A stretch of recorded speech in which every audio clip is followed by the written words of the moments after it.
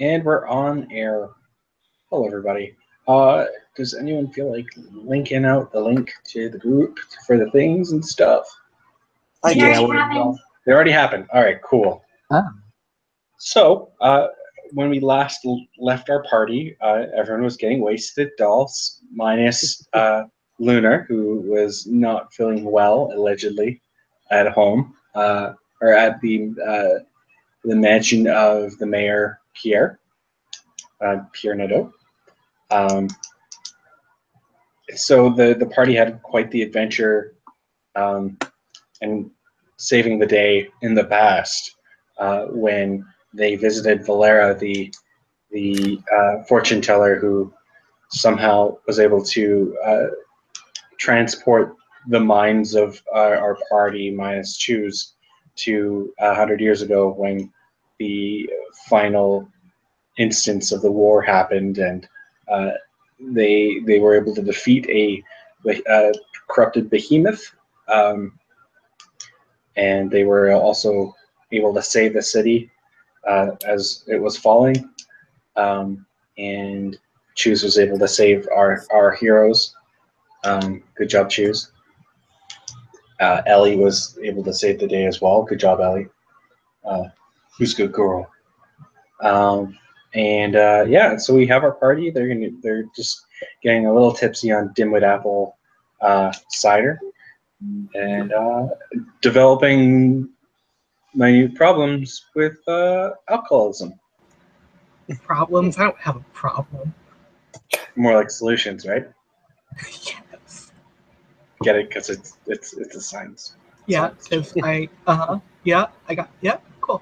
Solution.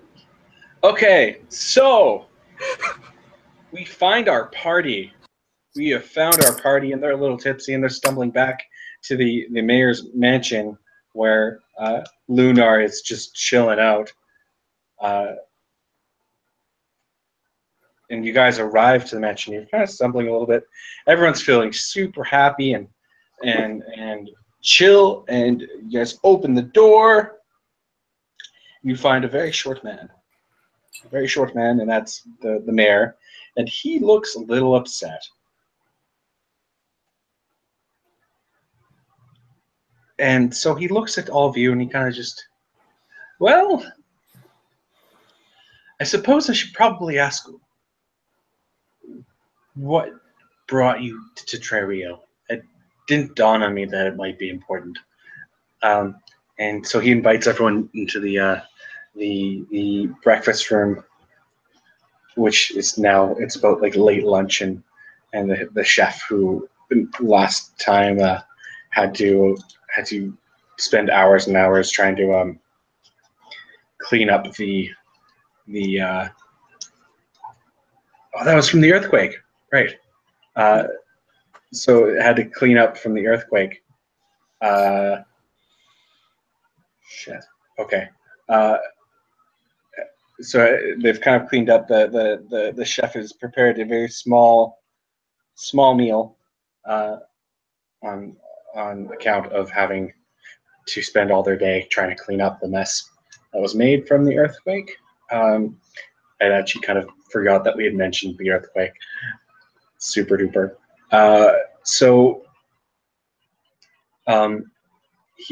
Pierre sits everyone down and kind of calls for Lunar to come downstairs, and I assume that Lunar would kind of come down and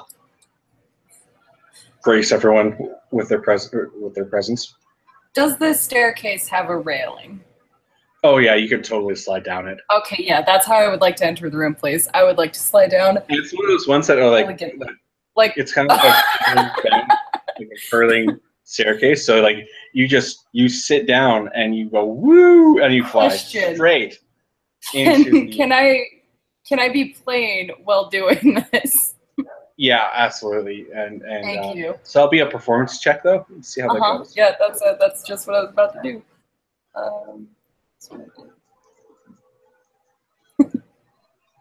I got a 12. So okay, so it wasn't great. It wasn't great. You missed a couple of notes because you're like, but all in all, it was all right. You're able to land it. I mean, it would have been better if everyone else is playing, but it was good. Yeah, that's what I was looking for. Not a good solo artist. Yeah, no, going awesome. solo. So you come into the room, and again, Pierre sits everyone down and asks, "Okay, so when we first saw you, you were with the twins, and I guess it didn't really dawn on me because I was a little occupied with the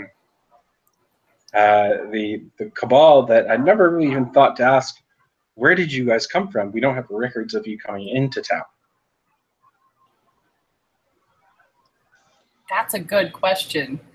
I really come from everywhere, honestly. I mean, who really has a home, right? Right, you guys? Right? The home is where the heart is, and the heart is in my chest, as a very smart man once told me. How beautiful. Mm-hmm. So, but we were on a boat from, God, where was that? Started with a B, I think. Sorry. Yeah, there. Mm-hmm. So, does that answer your questions, sir?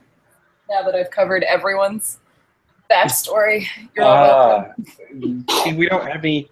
We had a scheduled ship to come in from. Yeah, that's from the Barry, one. but that never. What happened to the ship? So, What a good question.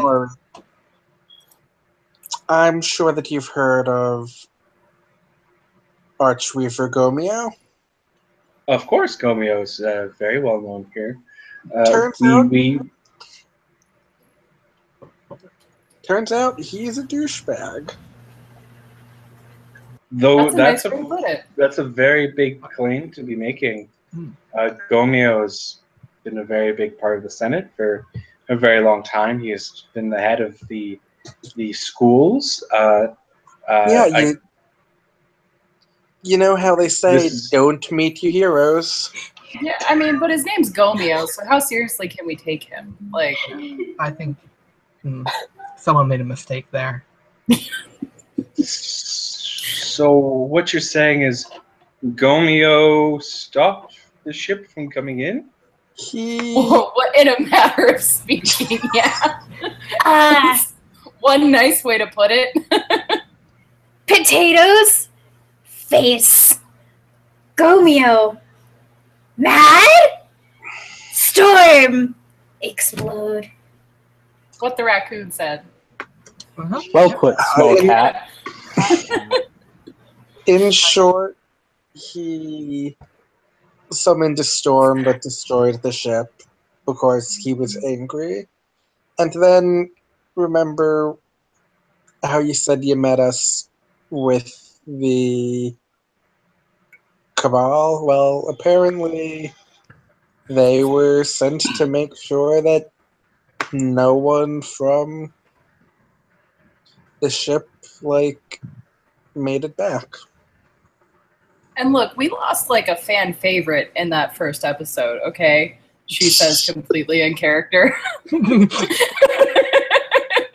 I forgot what her name was, but she sacrificed her life for us.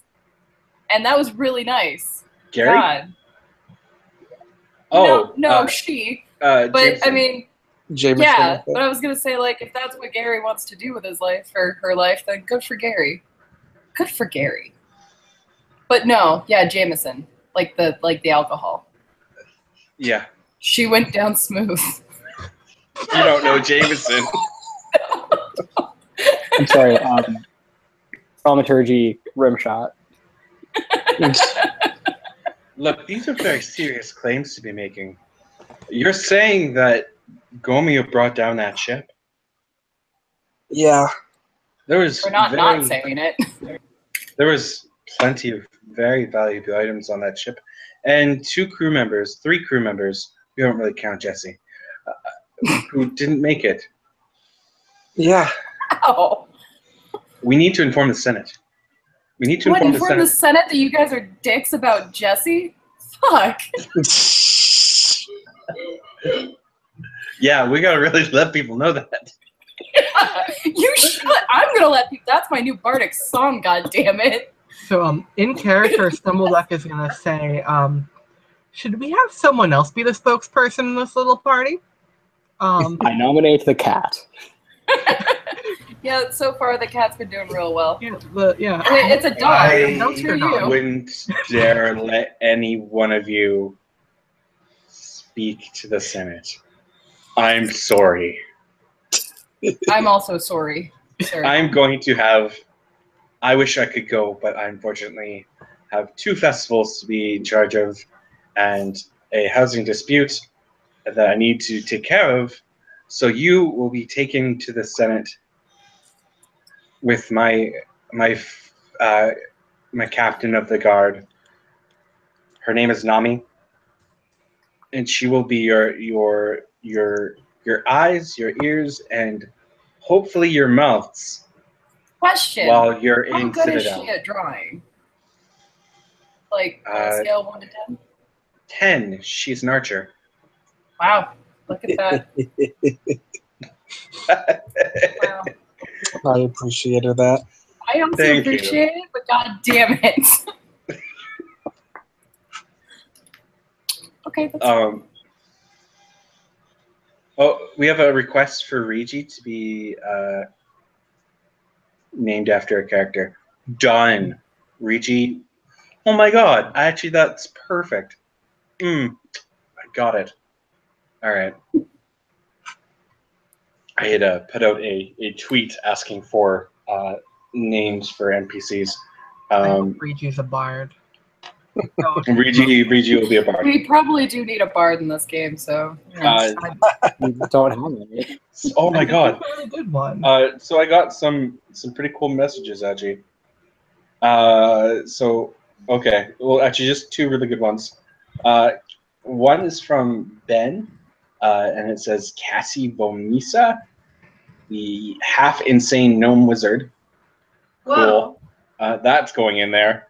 And the other one, which I love, is Uncle Fuck. Can you give us your requests? I feel like that's going to be casually inserted into the game. Not the word Yeah. choice I wanted to do for that. Oh, Oh my god. Thank you. Thank you for that. That's all I have a minute of appreciation for that. Oh, good. It just got slid in there. I mean, how else are you going to slip in Uncle Fuck but under the radar? Yeah, love it. Okay, guys. All right, so Nami walks into the room, and she is she is this elf, maybe half elf. You're not quite sure. There's maybe a little bit of human in there. About 6 foot tall, kind of like very pale, white skin, black hair, and dressed in gray armor, leather armor. Has a bow on her back, and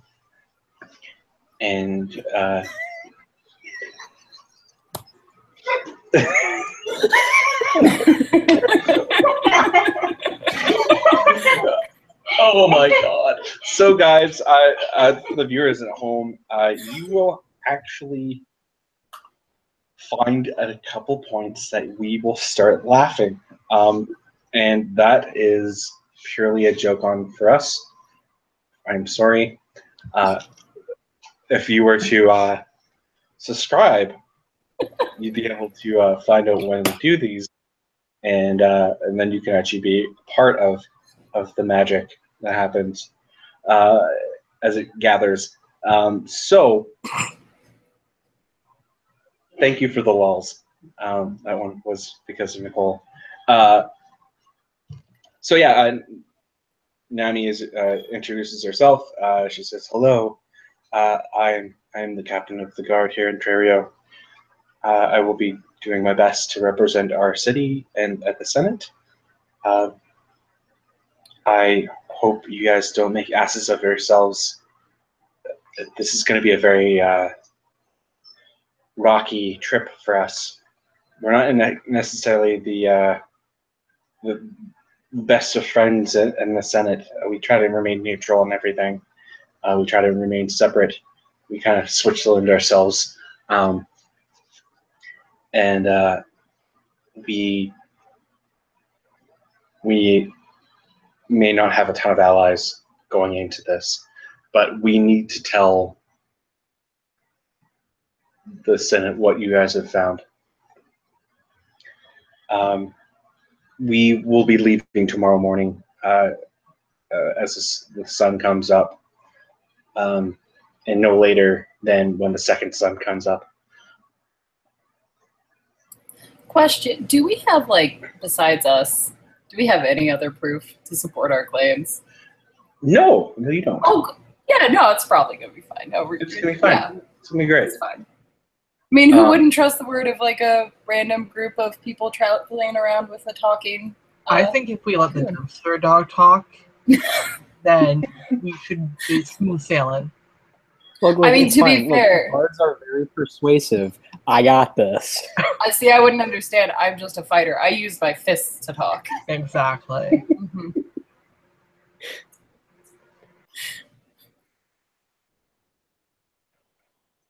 I mean, go ahead. Please. I wasn't going to say anything. Go ahead, keep going. I was literally just acknowledging that you were muted and that it was fine.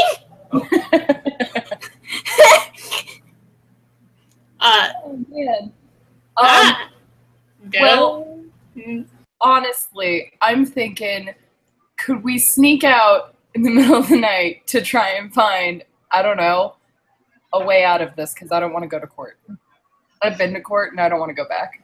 You're not necessarily going Senate. to court. You're actually going to be standing at the officials. Senate. You're not going to be doing any of the talking, but you will likely be in front Do of I a have lot to of important dress people. nicely? Nope. Wow, so they're Stumbled really up not is going to take us seriously. Yeah, right. Yeah. Like, Are animals allowed in the Senate? I think they'd make an exception for chews. are What about twigs my allowed? animals? Twigs. Oh yeah, you'd exactly. be fine. You'll be fine. Okay, because I will Okay. fight a bitch. I will knock them out. I will beat that government down. punch him straight in the shin. Straight in the shin. So a couple other things to note. Nami looks pretty stealthy. As the captain, she ends up having to like bolt around the city quite often. So she has like pretty cool looking garb, black boots, dark gray pants, a dark gray tunic, a black vest, black quiver, a black bow, black gauntlets, like little like they look like fairly beefy leather gauntlets, and like the best, like very very cool looking. And so again, she says, "Yeah, just do whatever you need to do to prepare. If you need to go get supplies, if you need to do whatever you need to do, say goodbyes, go do it now because we're likely not going to be coming back for a little while. And I need to go prepare." So she actually just leaves the room to go back upstairs. And where is the Senate meeting?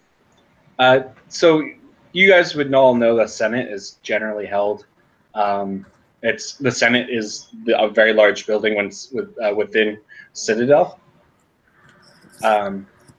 So y'all are heading to the big city. Okay. You know, boy. Citadel, we shoved a bunch of robots under it. Yeah, that was us.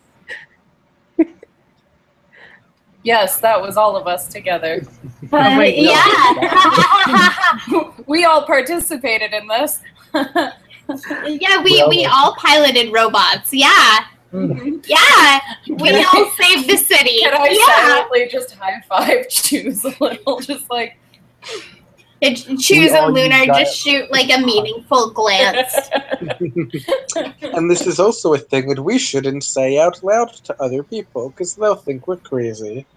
Well, I mean, that ship is. They probably already do. Yeah. Well, Yeah, Pierre's not exactly sure what happened with you guys, but he doesn't like. As much as he's a very friendly and like gracious host, he wants nothing to fucking do with that. Pierre is just like, just get Like, out of it's- this fucking town. It's normally the job of Pierre to go to these sort of things, and it's fairly highly unregular for the captain of the guard to go, but that's how much he just wants nothing to do with this. that's fair. I guess I get that. I bet she's not too happy with us either. Just like, I swear to fucking God, I have to babysit these assholes. Are we going today? Yes, tomorrow. Aren't we all Tomorrow morning. drunk?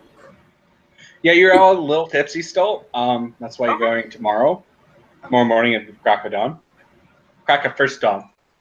I was about to say because So Nami has kind of left you guys to do whatever prep you need to do to be ready for the center. You said there was a luncheon set out, right? It's a small snack buffet kind of thing, but it's very tiny. Morda grabs a bite, having, been imbibing all morning.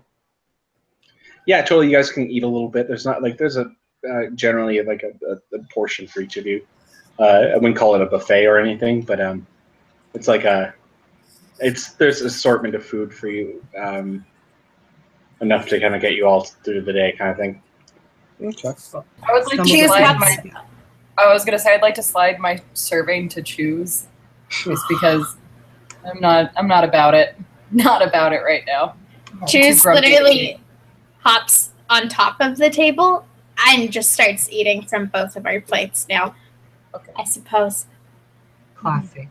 Oh, and choose an acknowledgement of your gesture, just like sticks a weird little hand on top of your hand and gives you like long, meaningful eye contact.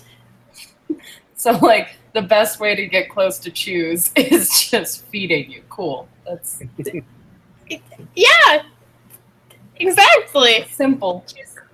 Simple creatures. Choose is Elaine. just a simple raccoon. It's Elaine. fine. And puts some food in her pockets. All Morda right. very conspicuously scoots over closer to Lunar. Like, hey. Huh? What? I was looking around in this fancy garment, and I found something I want to show you. That is a really fancy garment. Oh my god! It brings out your eyes and your horns. Everything brings out my eyes. This is why you're a bard, and I'm not.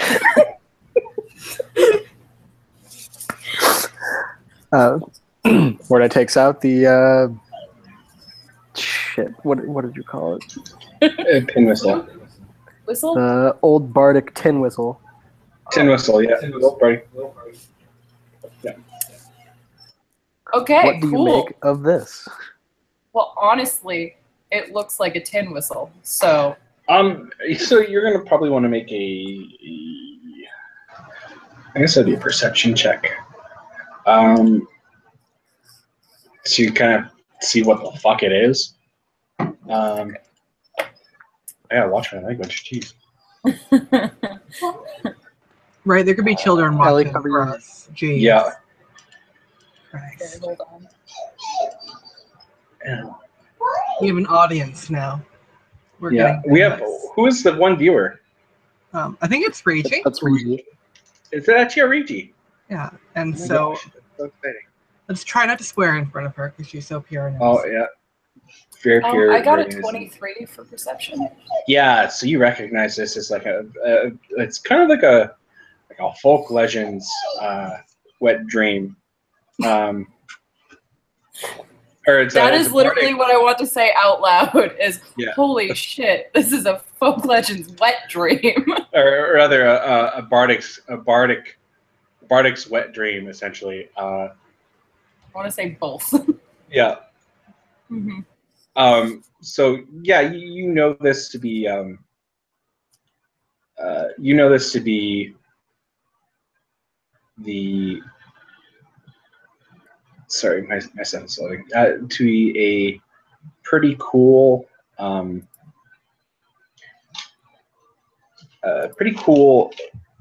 tin whistle that has been played for years and years by the greats. And legend goes that there's going to be a little bit of magic that goes into this tin whistle.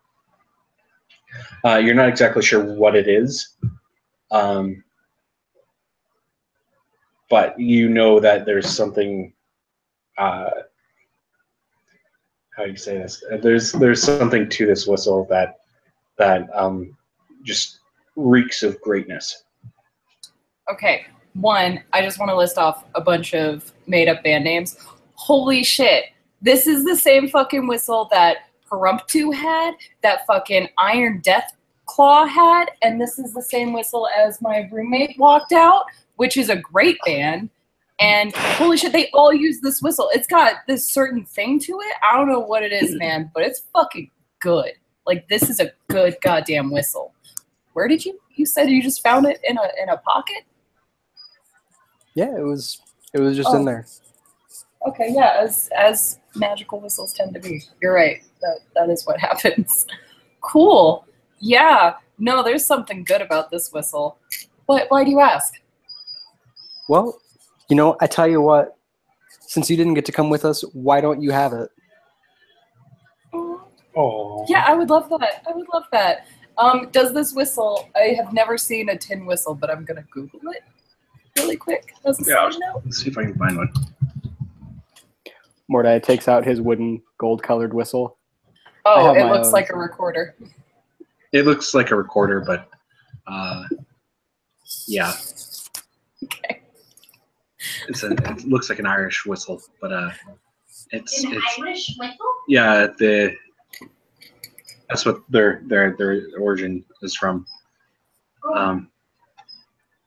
But yeah, okay. So you give Lunar the whistle, and oh, poor Bob, you're probably too hot.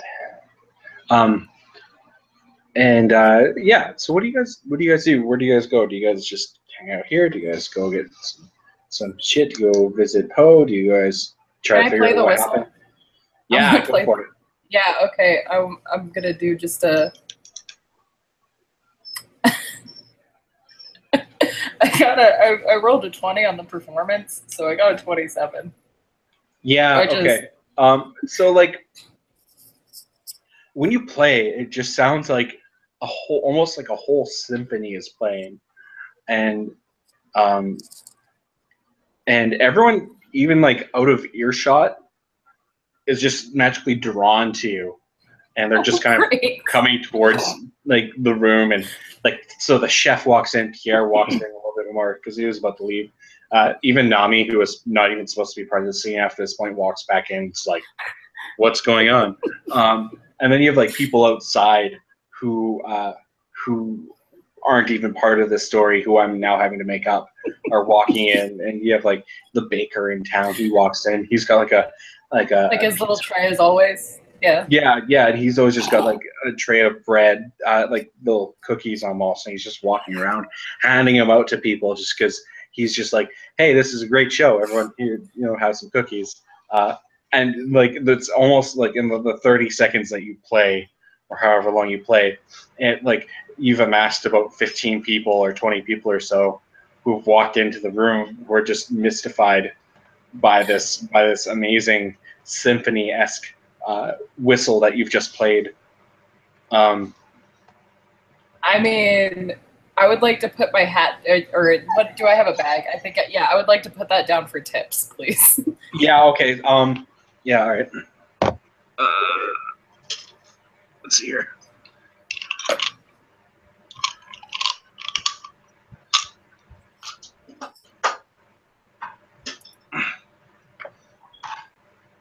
Oh, shit. All right. You amassed 90 gold. All right. Yeah, okay. I'm good with that. Yeah. Stumbleduck would like to tip. Okay. 1 half-eaten dimwit apple. Stumbleduck cool. is still drunk. Stumbleduck doesn't know what he's putting in the bag. Nice. Mort, I would like to join in. Oh, you're gonna start playing. Oh yeah. All right. Just roll a performance roll. You.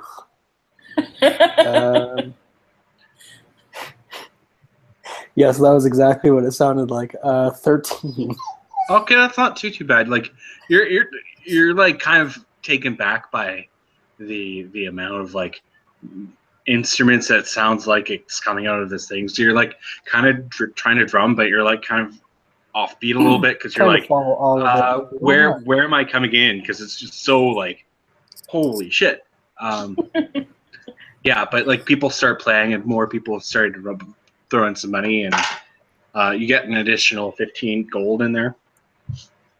Yeah. Cool. Choose would also like to play. Okay, so you need to do a performance check. Getting the band back together. Choose got a 16. Okay, you got 16. All right, that's sick. All right, let's do this. Beyonce of our group. Oh my god. Okay, so you've got like these really great long notes that are going on. It's ringing out, and although Pierre's a little weirded out that this impromptu concert just kind of broke out in his living room, he's okay with it because he's the type of guy who likes to party. And so more people start showing up, and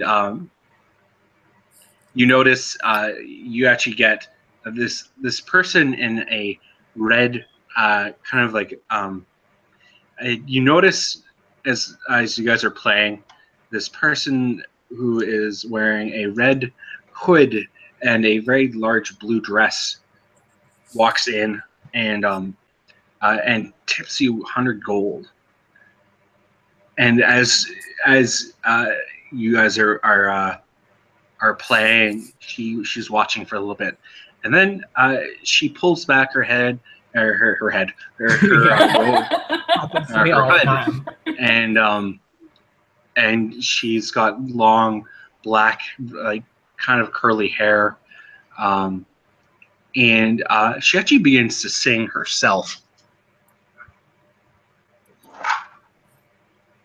Definitely. And that's okay. Sweet. And she's just got this amazing voice, and she's singing, and everyone's just like, "Holy shit, what is going on?" And eventually, both Poe and Elva show up. Everyone's kind of like cramping into the living room. It's as if it's like a full house essentially. And Dolph shows up, and he's there, and pretty much everyone in the whole town starts showing up aside from the two brothers. And you guys are just slaying, just killing it. And you guys get another additional 100 gold. So once you guys have done, everyone's like, woo! And everyone's super stoked and happy. And Dolph has passed out little cups of apple cider, dimwit apple cider, and everyone's just like killing it, and everyone's kind of like wondering who the hell is this group of people and what band is this, and God, we should think of a band name. Yeah. And everyone's been having a great time. It was like a really great impromptu party. And as time goes on a little bit longer, this Regi, this person, the red robe and the blue dress, once she's done singing, she stops and very graciously says thank you for playing with me. And she actually leaves. You don't see her anymore. And the party kind of dissipates a little bit. And the toaster dogs.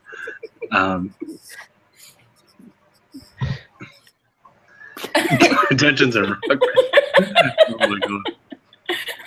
All right. And so you kind of get to see everyone kind of dissipate a little bit, but yeah, you guys make out with about, I'm gonna just average it with 400 gold pieces. Question. Yeah. Can I keep that original bit of gold because I don't remember how much I had and I already edited my sheet? Yeah. So you made about like 100 gold or something like that. I think it was something, but I think was like- it was 92. What was yeah, it? because I have now Was it in the 90s? 262. My total is 262. Okay. Okay, so it's pretty safe to say that you all have a little bit of cash in your pockets now. Okay, but wait, how much? For the rest of it, it was about 215, right? That we Yeah, that's got? about right. So it's like 71 gold each. Past that. Yep. Each. I mean, I only remember 3 people playing. Yeah, I was counting just us 3. That's it. Oh. No, not everyone here. No. Just the Stumble band Duck members. is- Excuse you. Oh, and Weird. whatever Stumble Duck. Wait, I'm gonna give Stumble Duck 10 gold pieces. Okay, I'll take that. Thank you. So you got like 215 to split amongst yourselves and a half-eaten dimwit apple too. So that should be Yeah. fun, It's like I paid you for the goods and services. right? It's so sweet. Throw another 71. I'm adding 10 gold to my character. Yeah, just everyone added a little bit of their gold to their thing, and so after everyone's kind of dissipated, it's just you guys and the mayor who was in the room, and he just says, "I love parties." I think he leaves. So what do you guys choose to do? You guys go choose to spend all that hard-earned cold cash? Shopping montage, I need a new pair of boots. That's what I need. right? Or like some other. Actually, no. I guess I don't need any more instruments. I'm pretty good on instruments right now. I want to buy Yeah. a fucking instrument. I feel so left out. You want I to join our the band? Are we gonna be like the Beatles? We're gonna be like the Beatles. Except for Wait, the spot no, view. whoa. I'm sorry, we cannot be like the Beatles because that means you fire your first drummer. I am not going to be Pete Best. Oh, no. No, you're just gonna be the one that does the MS Paint pictures of people. That's better. I think Elaine should get an instrument too, and we should all just play. We should like go around the country, Let's just turn this into Josie and the I love it. Pussycats. please, please. Josie and the Dumpster Dogs. Excuse you. And then everyone's going to ask, who's Josie? And then they'll be like, oh, it's really sad. We're actually starting a fund to support their family. We're actually gonna start singing Jolene, except with Josie as the words. Yeah, Please. that's okay. Yeah, I mean, I guess I want to go spend some gold. What kind of shops do they have? Wait, can I go check on the brothers? What shop do they have? They had a blacksmith shop, right? They had the Gemini shop. Yeah, okay. I would There's like to a- go there. Wonder if they Okay. can give us a discount. Uh, Actually, well, weren't they supposed to pay us? Or like, yeah, when I got back to them, they were supposed to pay me. Because I remember, because I delivered their yeah, no, you have to. They'll give you money. Yeah. What they're going to do is they're going to give you their the ashes of their father to go drop off a dairy. Oh yeah, that's I know. I wanted money for that to do that. Yeah. So they need to pay me up front. If Lunar is anything, it is a great aspiring bard and a shrewd businesswoman. Nice. Mm-hmm. So yeah, that's where I'm going. I don't know about you. Okay. Everyone else? Yep. I think that we were all waiting to go there until Lunar felt better, so Yeah. Yeah. if you feel it better, we're all ready to go. Yeah, And I mean- I was totally sick. We could be. Mordai is going, right? Yeah. All right, yeah. So then chooses up on your horns. We're good. That's Buggy. The armored chariot, that's me. If they don't want to pay up, we can just threaten to break their kneecaps. I'm just gonna if they don't pay up, I'm just gonna slowly put on his ring and just be like, weird. I don't know what happened to your dad. If they don't pay up, I'm going to ask very nicely with my 16 charisma. Oh you yeah, I gonna wear have the coat? charisma. Yeah, I've Yeah, actually, that's a question I was going to ask you. Are you wearing the coat? Oh, absolutely. Okay. Jacket time. So You you're at look 18. You're actually glitzy. you're at 18 charisma right now. fucking Bart. Yeah, fucking +4 bonus. +4 bonus charisma, and you're a fighter. I'm a fighter. The most bardic fighter ever. So you guys make your way down to the Gemini shop, and you guys are a little tipsy still, but you should be all right. And you guys walk in, and of course, when you open the door, you hear a bunch of fighting, and they're just yelling at each other again. Can I just loudly walk into the room and play like a really off note on the flute? Just The flute? Yeah. You have to make a roll. Oh, okay. Yeah. I got a 19 total. Fuck. You got 19? Yeah, total. Okay. Okay. So 19. Yeah. You actually again you play a note, but it's actually just like a symphonic note. And they're like, that was beautiful. I'll be like, thank you. That's not the point. The point is, would Gary really want you guys fighting? What the fuck are you fighting about now? And then they actually both look at you, and they look so hurt by all that, and they just say, "He's dead." Wow, he died like yesterday. You guys are his kids. Holy shit. Damn. And then they're both kind of like, they look really sorry about that, and they're like, really hurt. You should be really sorry about that, you little assholes. He raised you. Dad. Do we really want to deal with this? This is some like Maury shit. Like, someone called Jerry Springer. I don't know. Are you suggesting that he was not the father? I'm suggesting that maybe he was not the father. That baby don't look like me. Oh, spoilers! I guess 3 years of campaign writing is down the drain. And, so yeah, they're arguing a little bit, and then they kind of shut up a bit, and they go, "I'm guessing you guys are here for the or I guess Gary, not Gary. Well, Harry says, "I'm guessing you guys are here for the payment, so you guys can go drop off Dad." I mean, and we also wanted to shop some of your goods and services. Oh yes, of course. I would love to sell you any now one of you're happy to see us. my fine wares. And then Larry's like, no, I insist. I'll sell you whatever you wish. And then they start actually bickering at each other again about who's going to sell to you. Every time they do this, I'm just gonna play a really loud note on the flute. Roll. 10. That's it. Okay, so you don't actually hear anything. Oh wait, can I try it again? You can try. 13. And you're like, okay, fine. I'm gonna pull out my ocarina. Oh. And I fucking got and a pupper shows up. I pull out my ocarina and I just rolled a 27. Okay, yeah, and so you make a really large off note, and you're like, the note you're exactly trying to do, and they both look at you and go, "Oh, right, sorry." And then so Larry hands you the little urn, and it's about the size of a large egg, a large egg? That's not very specific. Small ostrich egg. Oh. Wow. So a small large egg? Well, one might say medium. A medium-sized egg.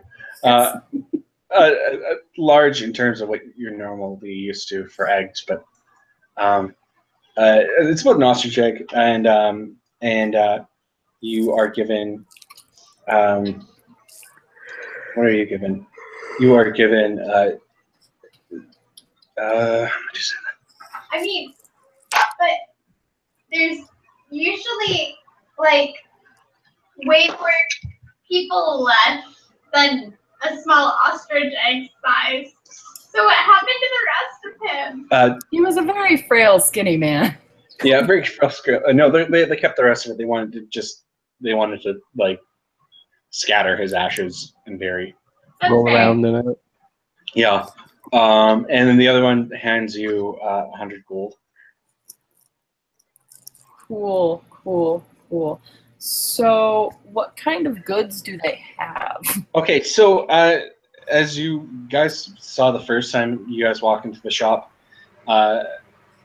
It's like a mirrored shop almost.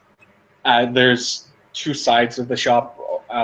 One, the very long table, or one side has a very long table, and it's got a green, crushed velvet kind of like cloth underneath. All the goods, and there's an assortment of goods there. There's armor, there's swords, there's little daggers and such, and yeah, you get the feeling also that they have stuff in back as well. And on the other side, go ahead. I was gonna say, can I actually pull both of them to the side and be like, so I will shop with whoever gives me the better discount, even though I just tried to stop them from fighting. Wow. And then they both say, "Oh, I'll do it. I'll sell it to you." And then, so I should actually just finish the description really quick. That's On the fine. other side is the exact same inventory, except for it's underneath a red crushed velvet cloth. So from what you gather, is they probably have about the same inventory, the same stock, and they're basically just going to try to undersell each other. That's fine. I'm looking for the best deal, really. Okay, so what are you interested in? That's a good question. I wanted to know the And prices everyone else first. can kind of, well, and this is going to be a bartering game.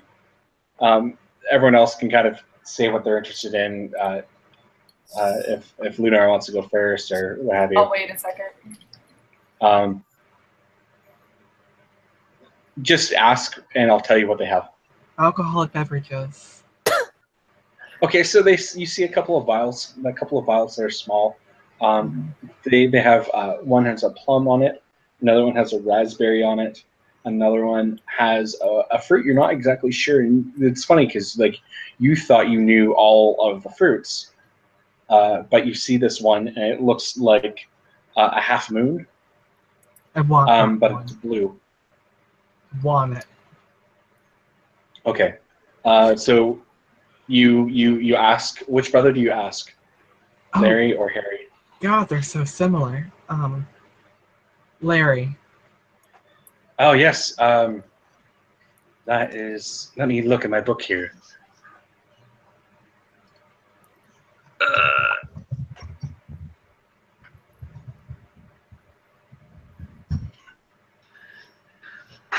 That is the.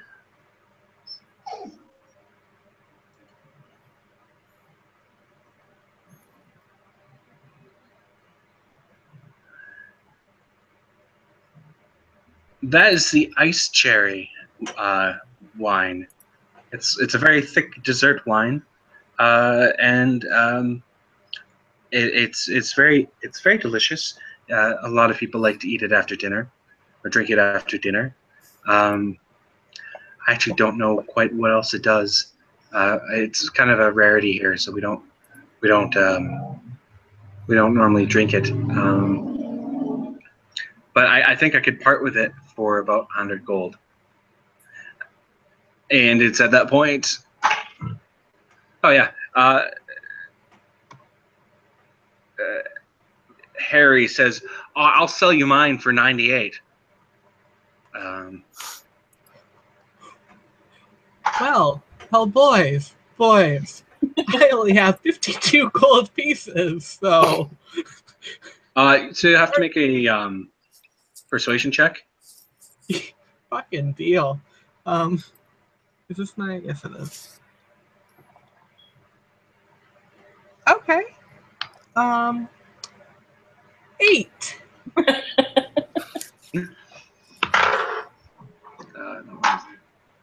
Yeah, so both of them kind of go.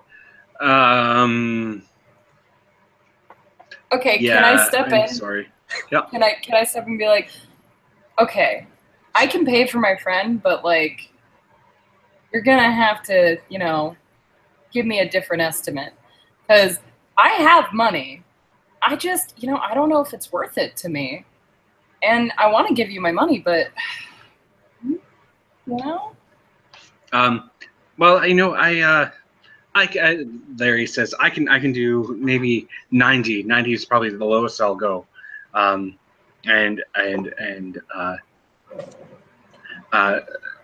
Harry says, well, I'll do 92, but I'll gift wrap it for you. Oh man, I don't know. You just went up, and 90 as well. Sorry. Oh, okay. Well, I mean, will you still gift wrap it for 90? Yes. Okay, we're gonna go with one of the Aries. Harry. Okay. Yeah, take 90 off your gold there.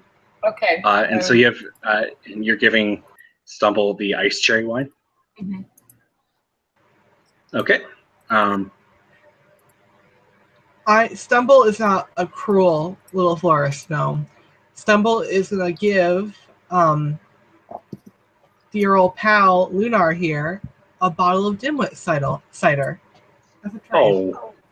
Thank you. Thank you so much. Look at this. Look at all the bartering and trading we're doing. We're friends. You know, look at us. Okay. Does anyone else like to do? Is anyone else looking for anything? Oh, go ahead. Weren't you gonna tell us what there was? What I'm suggesting is you're going to ask, well, is there something like this? Yeah. And then I'll tell you if there's something like that. Because there's an assortment. There's swords. There's shields. There's armor. There's clothing.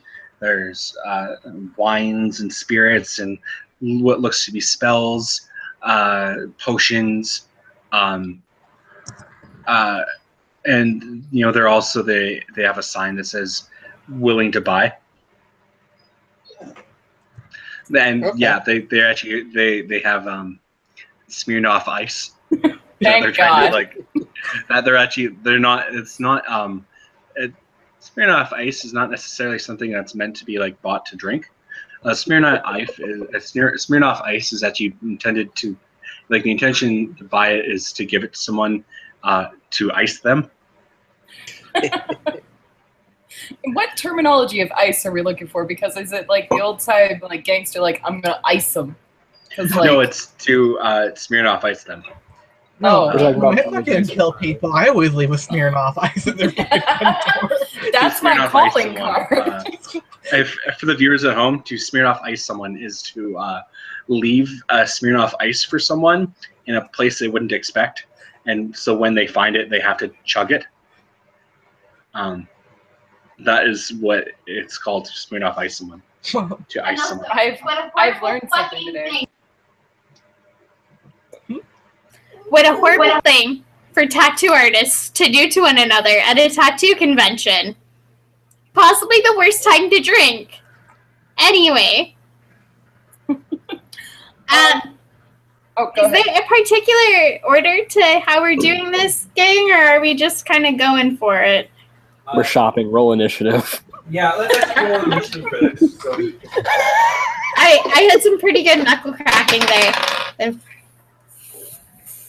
fine. What's my plus to initiative? Son of an ass. 17. I got a When I was ready 20. to shop. I have a 15. what does everyone have? Josh has a 20. Wait, you guys Holy really rolling shit. initiative? Got an Yes! Yeah, it's for doing the shopping. Should I roll? Because I just kind of like went for it. I might, but it's gonna get complicated if we don't roll. Okay. I got a 5. Nicole, you rolled A 15. Jay 17. and Nina. What did she roll? I got a 9. She got a 5. 9. A 9. Right. Yeah, 9 I typed total. it up. I wasted my good roll on the singular note on my ocarina. Worth it. Totally.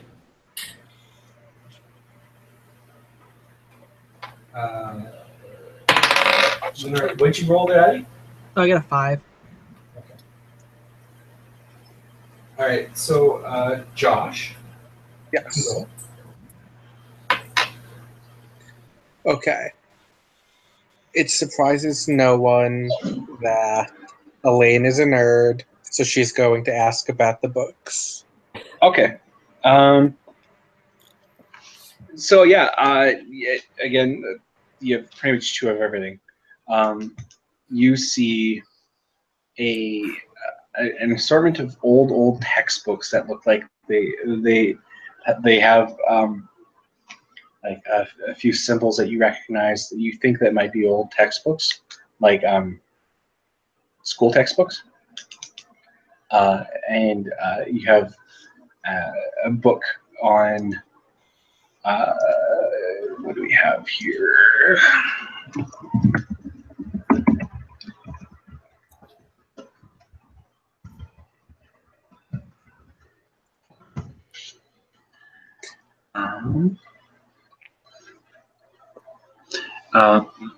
You have a book on conjuration and conjuration, divination. You have a book on illusion, and a book on transmutation, and a really old-looking book, and it's pretty small, on necromancy. Okay, and giving like a quick skim of the books, would she be able to tell like what she might be able to learn from them, like what spells she might be able to get, or? No, you'd have to read them, and it's kind of like not like a. It's kind of like when you're at a convenience store, the clerks don't really let you read the magazines. Do they have like a table of contents that they might let us? You're not even getting a chance. They're too high up and far away to read what really is in them. But you get the general feeling that if you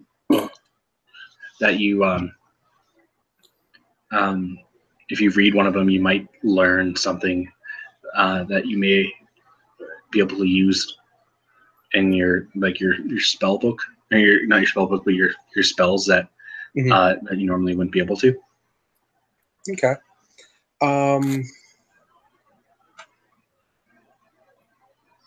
So yeah, Elaine is going to say to both of them, I'm interested in the spell books that you have over there. Could you tell me about them a little bit? Yes. Well, I mean, funny enough, we used to go to school, and we went to school for magic. Both of us didn't do so well, and we both dropped out and opened up the shop, and here we are. So we have our books for sale because tuition is incredibly expensive. It used to be back in the day. Now they don't charge you tuition, bastards. So these are fairly old textbooks, and not they don't have all the new hip stuff, but they're good nonetheless.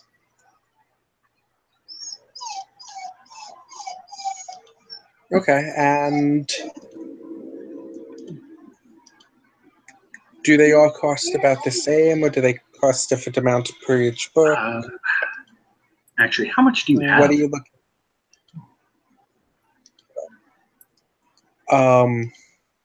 Elaine. In her pockets, she only has 27 gold. Okay. But she's planning on spending more if the books are more expensive. Yeah, so we are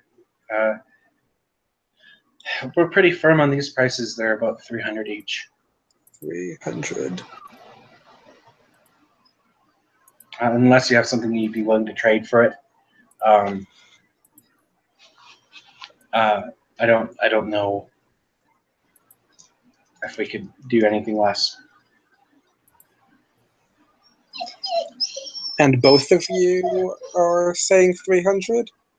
Yes, this is such a weird instance where neither one will because you've noticed with everyone else that they're kind of like going back and forth on prices, trying to get lower and lower to get the deal. But yeah, this is something that's a little bit different, and it's weird. Neither of them are really budging on the prices. I mean, you could make a persuasion check to try to lower it. You could try trading. You try again, like intimidating or whatever. So Elaine is going to say, with both of you charging the same amount, how am I going to know who I should buy from? Like, would one of you bring it down? I don't know. I mean, these are our books. I mean, we've had these for a very long time. It'd be kind of hard for us to really feel like we could sell them for less.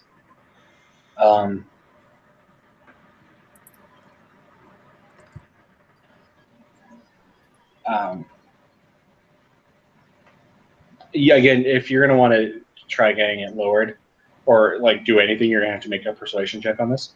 Okay.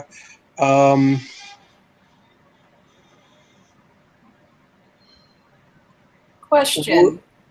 Could I possibly, since I'm sure I have a higher charisma, could I step in and try and be like, hi, guys? Yeah, absolutely. I just rolled and I got a 26. On a persuasion? On a persuasion. Well, technically it would have been a 19, but I have a +7, so. Okay. Yeah. Could Mordai like just kind of jump in, support, just just try and you're wearing our a like, coat too, advantage right? on this? Oh yeah. Okay. All right. All right. Let's see.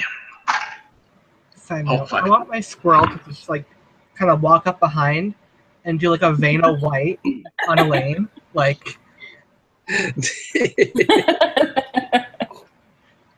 Larry actually says, look, you guys are doing us a favor for us by getting Dad to Barry. If you like, I understand that 300 is a lot. I mean, we paid a lot for these to begin with. If you guys are willing to like trade something, maybe I'll just like forget about the price. But we do need something. I need something at least. How much is the dimwit cider? Could I trade one of those? Since it's fairly common here, it's about 20. Oh shit! What about this monocle that I have? That belongs to their father. That. How do you want to phrase that? How the fuck do you phrase that? Hey, do you want your dad's monocle back? So this was given to me by your father as a personal gift, because we got a really long conversation while we were on that boat together, and his friendship in that brief time actually meant a lot to me. But I would be willing to trade this with you. It's his monocle, and you know that's really all I have. But it has emotional worth. And I'm sorry I didn't bring this up before. It just meant so much to me. You're trying to hawk us our dad's stuff back? It's not hawking you. Jeez. And it wasn't his at the time. Actually, yeah. I'm gonna get you actually to roll again. Okay. Because that's kind of shitty. I got a 22 total. Right? Okay. I have a +7, man. Yeah. If I roll anything above a 10, it's just stupid. Tag goes runner. Okay. Yeah, you know what? Okay. I'm not going to have a chance to get this back again. I can let a book go for...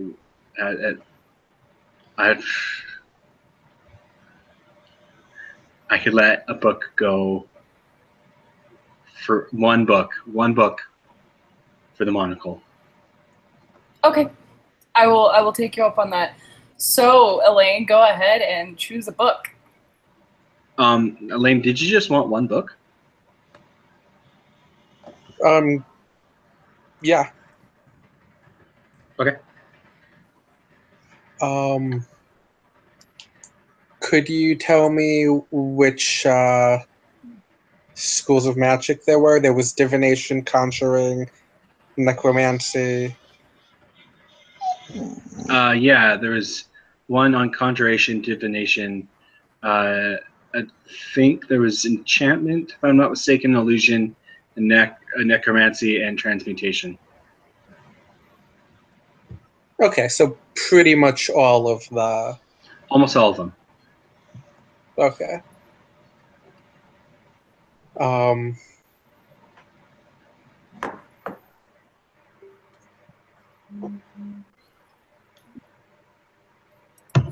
She is going to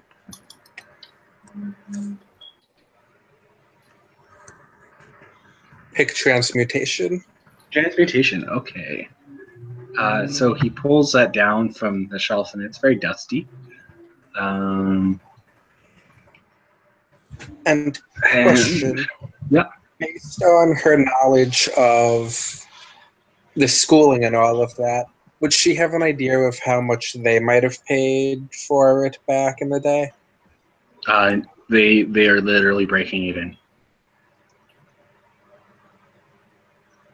They're literally what, breaking even? Yep. You said. Okay, that's what I figured. Okay. Well, I mean, you're making money off of them now, essentially. Yeah. I should feel bad. To be fair, they're selling old school books. You're lucky if you get like $10 for something you paid like $300 for. Yeah, you're not wrong. I'm actually just trying to find. Sorry, I'm just trying to get these files up here. Okay. Do you have the player's handbook up?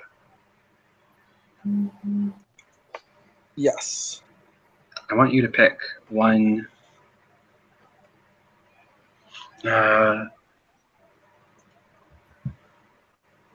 You picked up the transmutation.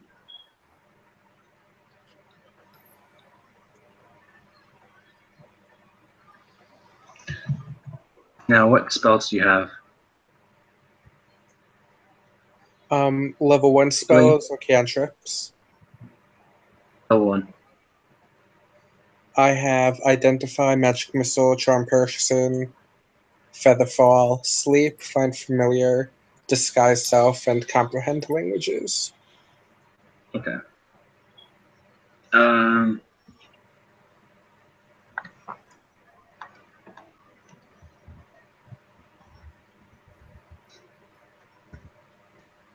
I'm just trying to find the spell list here.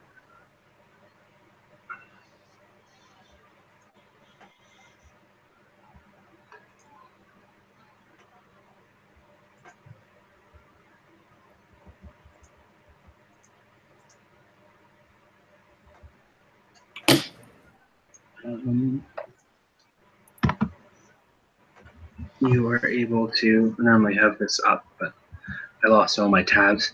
I hate it because like I'm really disorganized when it comes to this kind of thing, and I'm like I'll have all my tabs open, and then my computer decided to restart, and I wasn't able to open up anything ever or afterwards, and so I'm having to open everything up. Okay, here we go. So this is going to be a little weird. You are going to get to learn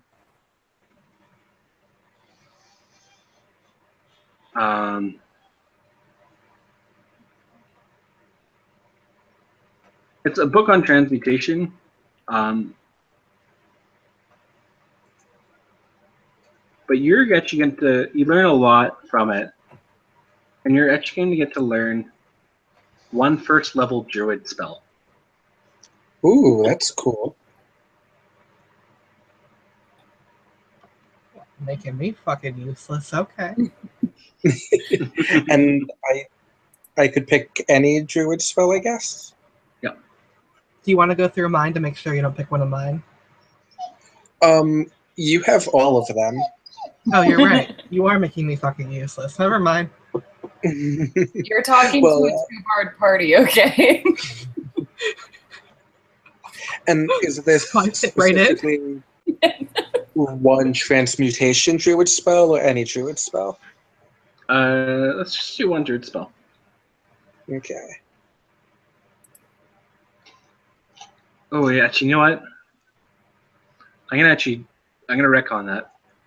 Okay. Just because of Addie making a really good point. I know I'm blind. No, I'm kidding. I'm kidding. You can take whatever you want. I'm still gonna be useful because I'm the best here. So Yeah, because the way that druids work is they could I pick, could summon a fucking unicorn spirit. I'm good. but like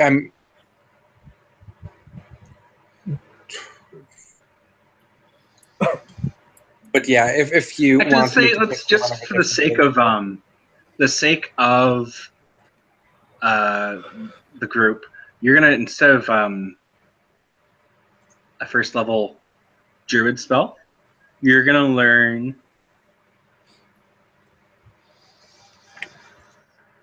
first level bard spell, because that'll be funny. Now I'm more useless. How do you think I feel? I'm the bard. Yeah, I was about to say, Actually- like, were you ever a bard, Kelsey? Oh my god, shut up, guys. Well, Cleric. to be fair, we don't have a cleric or a. Yeah, actually, yeah, you're gonna fucking learn cleric. You're gonna learn cleric spell. It doesn't make sense that you pick transmutation. We're all actually, bards now. no, hold on. Let's see. That's my plan for that didn't quite work out. Not to be ruining everything. Yeah, let's say.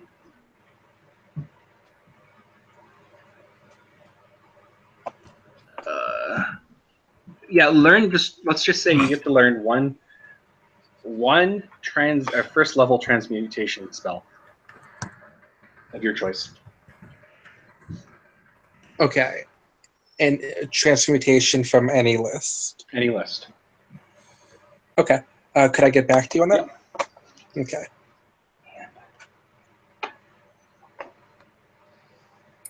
Also, as a side note, can any of us read this book at this point, or is it a one-time use? It's one-time use. Then how are they selling it? Well, they're not selling well. They've been there since. and also, like, part of the wizard thing is learning, like, from the books. Yeah, that's a thing. That's why Harry had to go to school.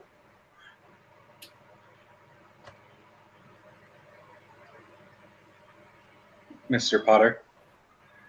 Oh, Oh, I thought you meant Harry in the Yeah, I game. know. I was waiting. same. I got confused. Actually kidding, no. Oh no, I did. I actually did. Oh. So this is Two where different people. I don't think I read Harry Potter in like 5 years. I'm just on the internet enough that there are so many references. All the time. Every day. Harry Potter.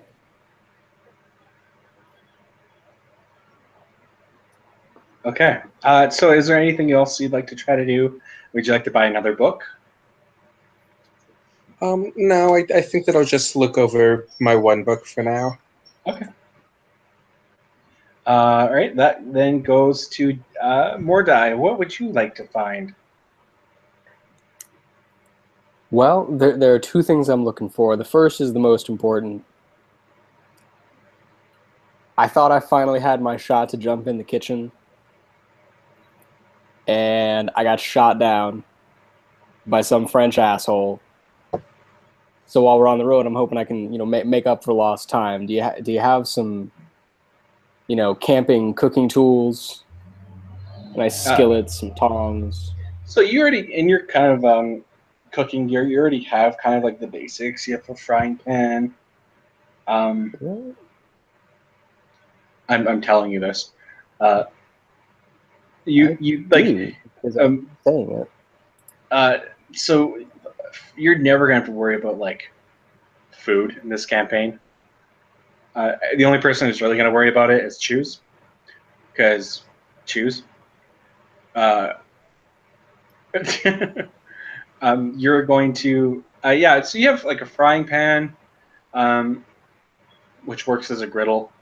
I think the only thing you can really think of in terms of like something that could really like make your food like better / like more epic would be like certain ingredients, like certain types of butter maybe, or like type of cooking oil or something to that effect. And they certainly have that. They have like a nice rosemary cooking oil, and they have some simple syrups that are available as well. Are we gonna get a bartender? A bartender? Bartender. They have like sugar cane available, and some like rice flour. Kind of like the basics for cooking if you wanted to like get something like that.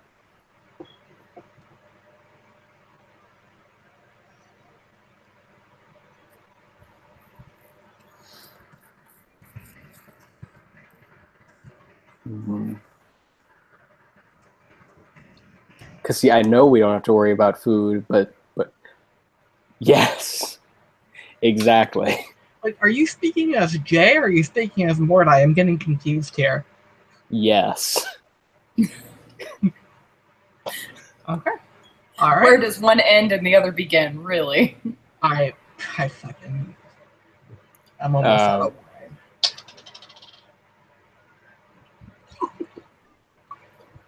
I don't know, rice flour, I feel like on the road, not really going to be using to its best effect. But a nice, like, infused cooking oil, I think that'd be a good buy. So you're just gonna get some cooking oil? Yeah. Okay, so you're looking at the rosemary cooking oil, and both of them kind of look at each other, and they're like, 12 gold?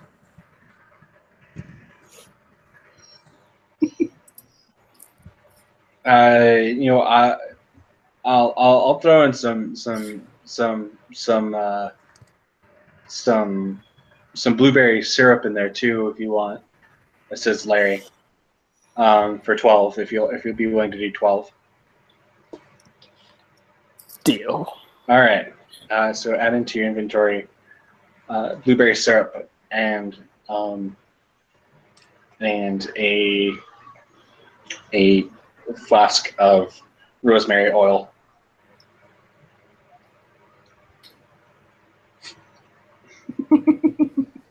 Everyone has a happy. Okay, and that's everything you're looking for? Well, so the other thing is, I don't know if you noticed, I recently completely legitimately acquired this very nice jacket. It's a very nice coat. And I got it through totally legal means, too. Oh, I'm sure.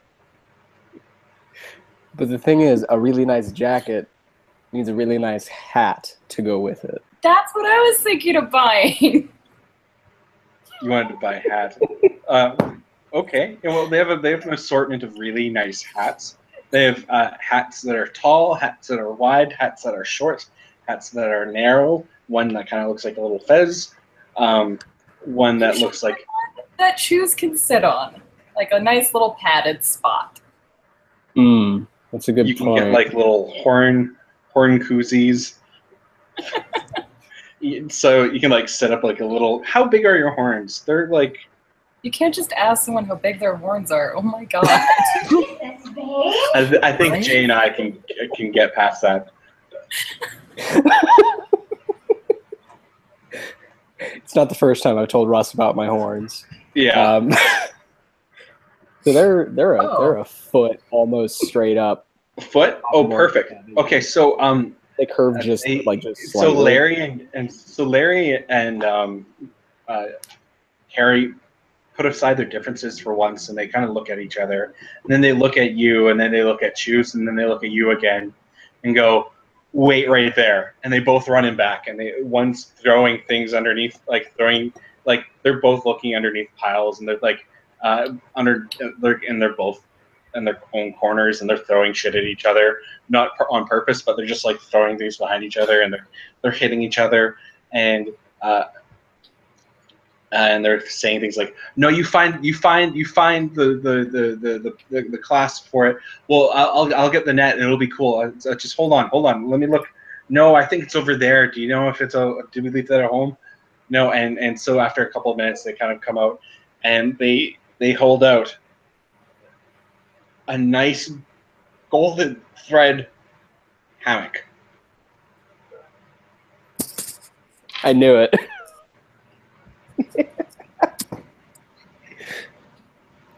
So it's like they have a hammock, and then they have like little cushions for it, and then they kind of just like press in.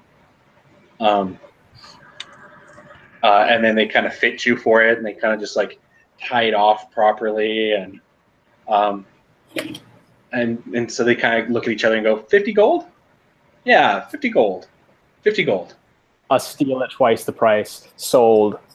And then they shake your hand. They both are like, good deal. And then they look at each other and go, we were never going to sell that otherwise. And yeah, so they have a hammock. You have a hammock now for Choose. What a nice hat. Great hat. Wait, hold on. Are you saying the word hammock? Yeah. Yeah. Yes. Is this the correct? I need to hold on. I'm gonna Google it right quick because Hammock is I Addie. feel like I know what a hammock is, but that can't be right. I'm Okay, worried now.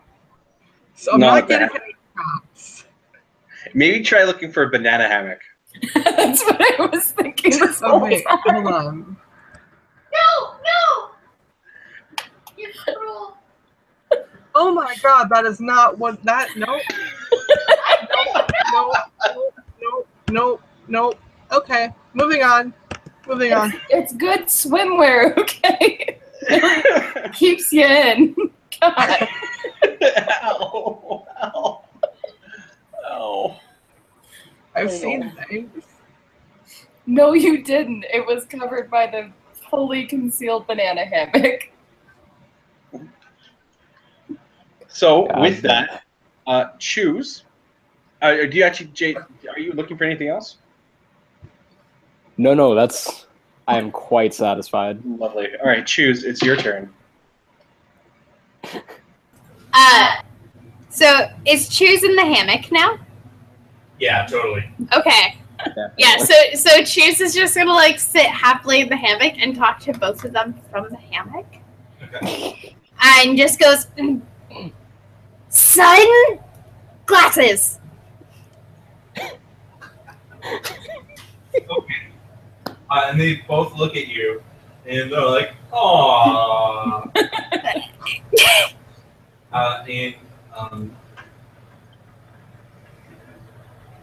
So they kind of look around, and they look outside at the street cleaner. And then what annoying sound that is. They both kind of like look at their own side of the store, and they kind of like they look around, and they're actually able to find two different sets of goggles. Okay. And they're like they kind of look like not aviator shades, but like aviator goggles. Okay. And one's got a red tint, and one's got a slight green tint. Okay. And like, which one do you want? Difference? You don't notice a difference. Actually, roll a perception check. Okay. I was wondering how this shit was gonna work. Oh fuck, do I do things? Oh, balls. That's a 17. Oh, fucking nice. You notice,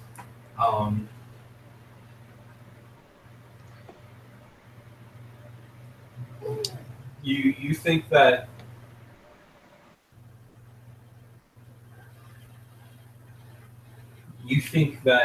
each of them would be able to detect certain types of magic. Would be able to detect certain types of magic? Yeah. Okay. Okay. But you're not exactly sure which would detect what. Wait, hang on. I have a question.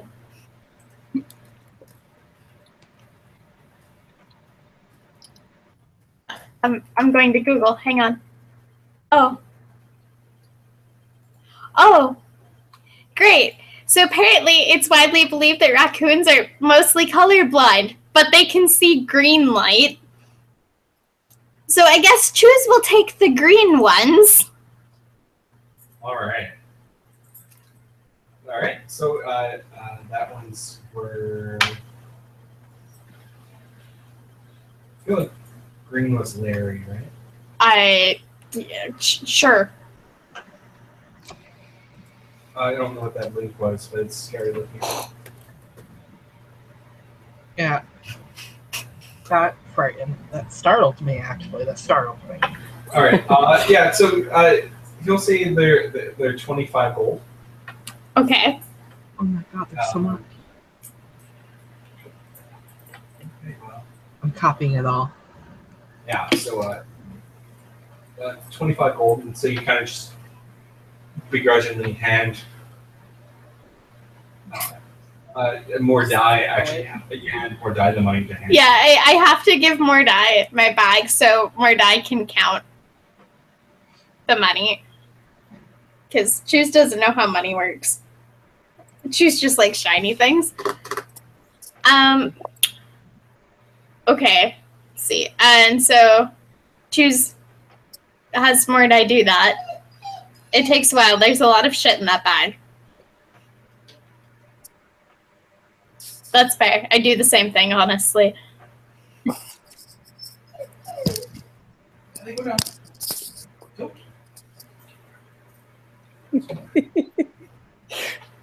Got too into the bit there. It was good. It was good. And then Ellie almost fell off the couch, so that was not good. Also, But that was good. there is what I meant. Okay. Porque no los dos. Yeah, porque no estos? See? Okay. And so then Choose is allowed to get more than one thing, right? Oh, yeah. Choose goes armor and just kind of like prods themselves in the chest. And then they go, oh. And they kind of look at each other and they look around, and all the armor they have is like huge. So they kind of look around and see what they have, and then they actually they kind of look at like this large piece of armor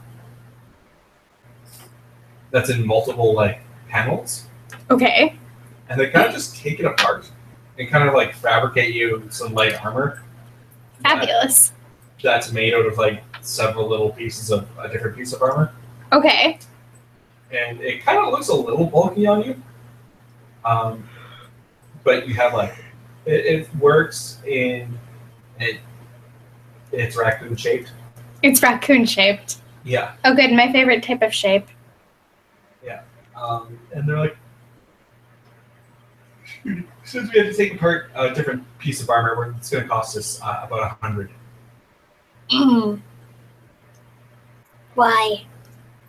Because it costs us that much. No. Are you going to roll for this? You should probably roll a persuasion check, huh? Yeah. Yeah, Choose is gonna try. That's a 20. Yeah, okay, so like, you know what? Just this is really cool looking. Now we've learned how to do this. Just keep it. Choose just goes, yes. And Choose has one more request. Okay. Shinies. As in turn like jewelry or Do they have any shiny shit? I mean they have like pendants, which you're kind of wary of because of what happened last time. That's fair.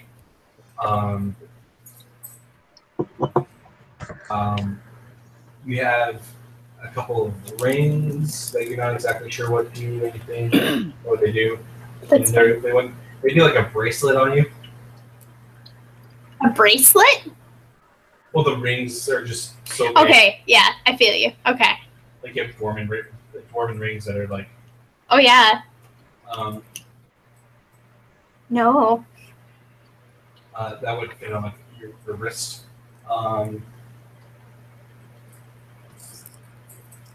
Okay. Yeah. So then Choose just kind of looks at them and goes, and shakes their little head no. Okay. And then turns away from them Mhm. while still sitting on the hammock. That's it. The interaction is done. What do I add to my AC with this armor? Light armor. Light armor? Just exactly what you were doing before. Okay, well, there are 3 different types of light armor, so that doesn't... Lightest. The lightest? 11 plus dex, but then... Actually, you know what? No, it would be, because it was heavy armor, turned into light. I would go with the heaviest light armor. Okay. That's good because Great. the lightest light armor actually gives disadvantage on stealth. Yeah. Oh, nice. Cool, thanks. What did you get? Well, now Choose has an AC of 18. What? So that's cool. It's The 12 lightest- plus... The heaviest of... The heaviest of the light armor is 12 plus your dexterity modifier, which is 6. Wait. Yeah, no, that's What's the medium? I'm looking at it. No, but what's the medium of the 3? It's 11 plus dex. So, oh no, it's 17. Is a raccoon the tank now? I guess so. Wait, what's your So dexterity? we have our fighter. My Yeah. dexterity is plus 6. No, what is your dexterity stat? Wait, hang on. No. Oh, yeah, it's plus 4. I'm an I was idiot. gonna- So yeah. it's 16. Were you adding your proficiency? Mew. Sorry. It happens. It's actually a fairly common problem in 5e. Yeah. Okay. I was gonna say, I guess I'll sit out of melee from now on. Yeah. Yeah, the raccoon just runs in. Ah! That's how we do now. I'm just gonna quickly let Ellie out. This is our break. Okay. Quick break. Oh, thank fuck! I've had to pee for like 45 minutes now. Yeah, and I still have no idea what I want to buy. So It's almost time for me to open another beer. Discuss it. Discuss it. Yeah. Discuss it. I'm just starting to feel better after downing those 2 glasses of wine. Guys, looks So- like I have a bald spot right here. What? From the camera. Your camera. Looks like I have a bald spot right here. Don't. You're good. I'm never gonna not see that now. Ugh. Oh, that one. Yeah. Yeah, buddy. But he doesn't. I literally just stared at that's just rude. I also have tea. Okay. There you go. Hey, let's go. Let's go. Okay. Same. Punch like a normal dog for once. Eddie. Eddie. Come on, what's that? Speaking of melee, I just want to hit someone with a hammer. Do you have a hammer? I do. It's a warhammer. Oh. Well, too bad you're a bard. It's You a have to rely on personal your weapon. spells. Okay. Ugh. My spell doesn't do any damage. Well, it certainly annoys the fuck out of people, such as Gomeo. I don't think I get a damage dealing spell until level 5.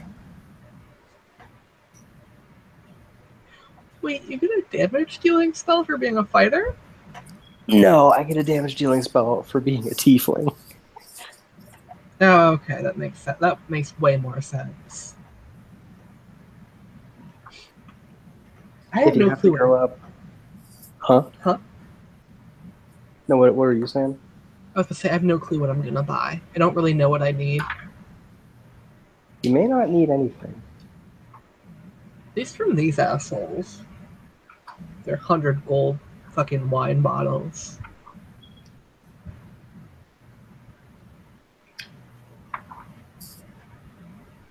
Let us see. Tiefling. Where is the tiefling? There's the tiefling. Let's see. Oh, no, never mind. 3rd level, Hellish Rebuke. There we go. That's what, next level? You're good. It's the next fucking level. Next fucking level, and you get to be the bard that we all knew you were born to be. And nobody remind Russ of this. I cast spells off of charisma.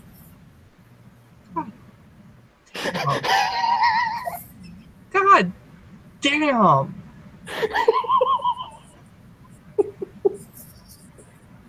Fuck you with the leather jacket you fucking came riding in on. Wait, what's happening next level? Wait, what? I came at the end part of that. I get a spell. And his spellcasting. What are you?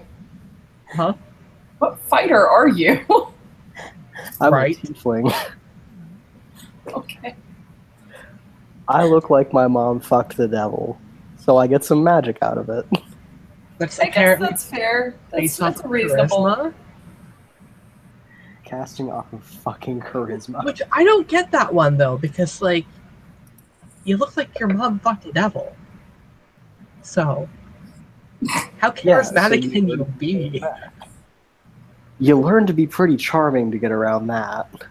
To be fair, weren't you a gladiator? So, like, I mean, obviously you had to be extremely charming for people to be really watching you.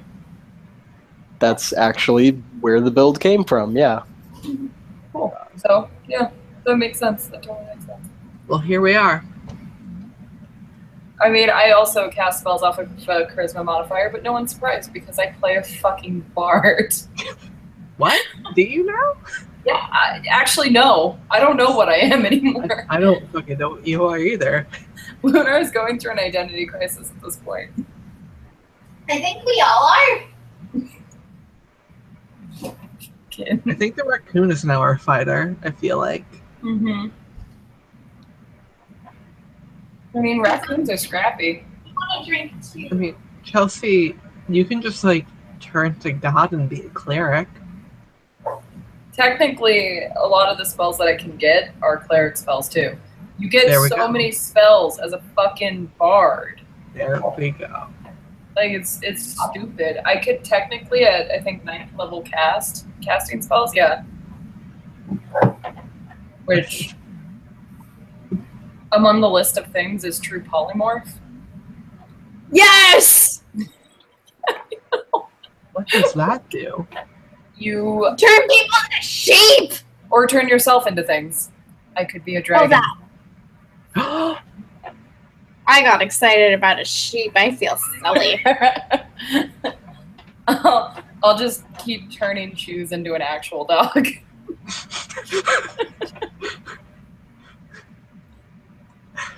That's it. That's the entire game. Thank you for describing it.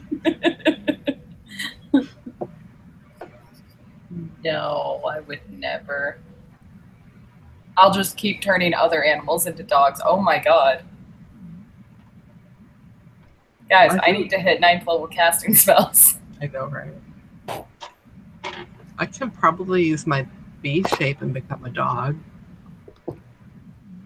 Well, I mean, look, Kiara, that is my other bard. Lunar already likes you, but like, she'll like you more. Yeah. So far, Stumbleduck only really likes you and Choose.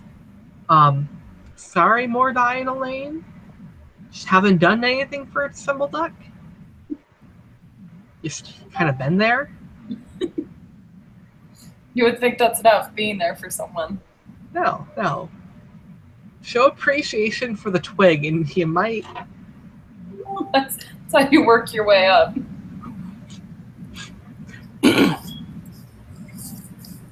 There's a way to do. I should write a manual.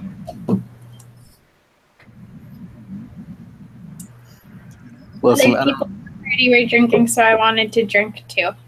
What are you drinking? I am drinking a beer that I wanted to try from a local brewery.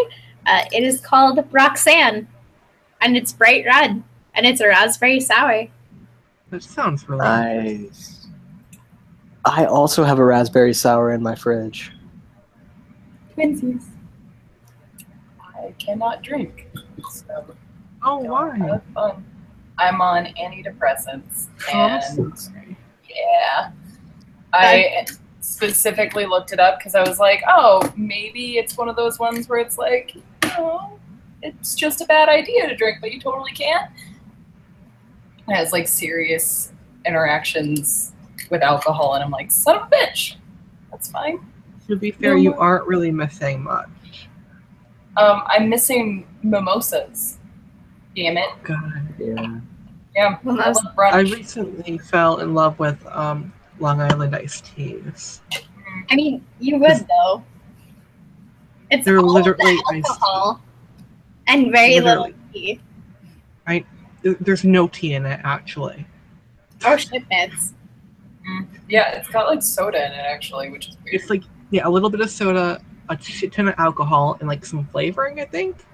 And that's I it. think lemon. I think they put lemon in it. Something like that. Fucking. I can't think right now.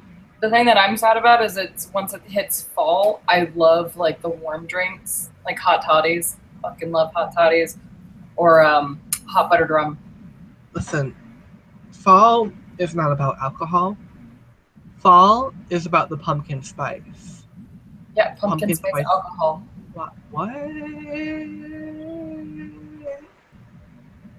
Yeah, I've never.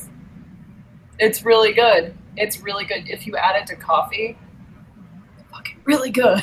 See, I I just had turned 21, so pumpkin- my options are limited. We're limited. I had a pumpkin spice beer 2 years ago. It was actually pretty good. The thing that I was thinking of is a liqueur. Ooh. Yeah, it was so good. Lacey and I got drunk off of that, and they also had a caramel apple one. Oh my god, I fucking love caramel apple. I don't love the actual apple because, like, that shit hurts. Like, biting into a caramel apple? Have you ever gotten it like sliced? No. It's usually, like, the fair shit. Oh yeah, there's a chocolate shop here in town that they have like really good caramel apples. Like they have one called Worms and Dirt, which sounds terrible, but it's got like white chocolate and Oreos with like gummy worms on it, and they slice it for you. It's worms and dirt.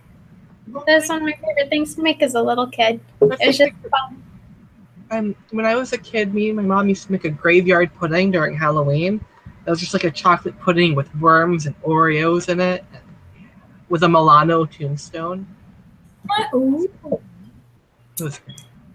My mom never made that stuff. We got chili for Halloween, and that was it. Okay, but your mom makes some bomb ass chili. I'm just saying. Some really fucking good chili. I don't get it. It's gotten spicier too because Brian, the stepdad, Yeah. loves spicy stuff. I just have to say that out loud. I love Brian. He's just so Brian's- simple and pure. I'm just so nice. I know. It's great. He does make fun of Maddie a lot, but Maddie, like, he knows that it's okay because Maddie's told him, like, I think it's funny when you make those jokes to me. So, like, he gave me a sausage and told me, he's like, leave this on Maddie's pillow, like a, you know, like an after dinner mint. And I was just like, and I told Maddie that, and Maddie's like, fucking Brian shades me more than any gay man I know. And I'm like, it's true. It's so fucking true. I love Brian. Too pure. The shade of it all.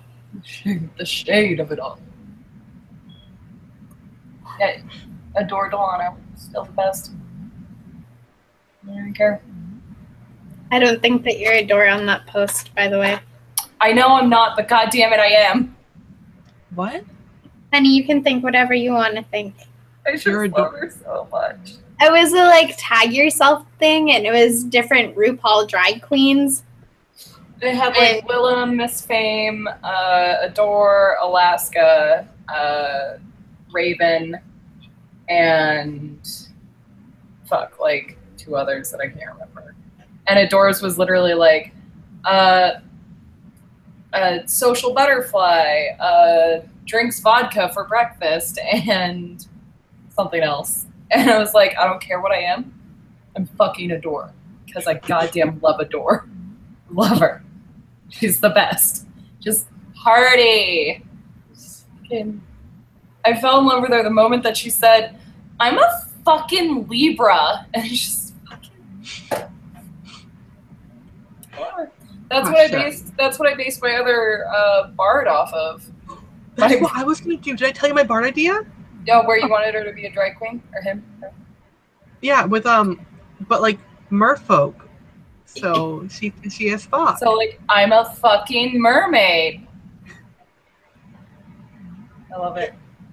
Yeah. I love it. I need to watch more RuPaul.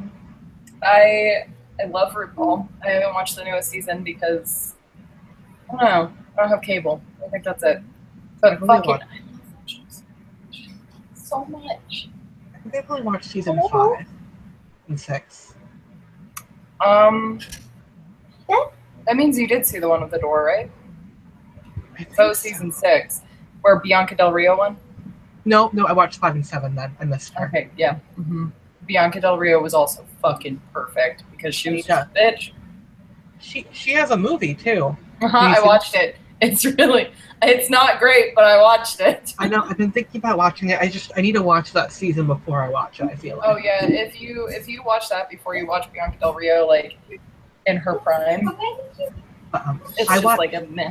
Most of my RuPaul watching has been on YouTube clips, and so I've seen Bianca Del Rio as Judge Judy, and I fell in love. Baloney.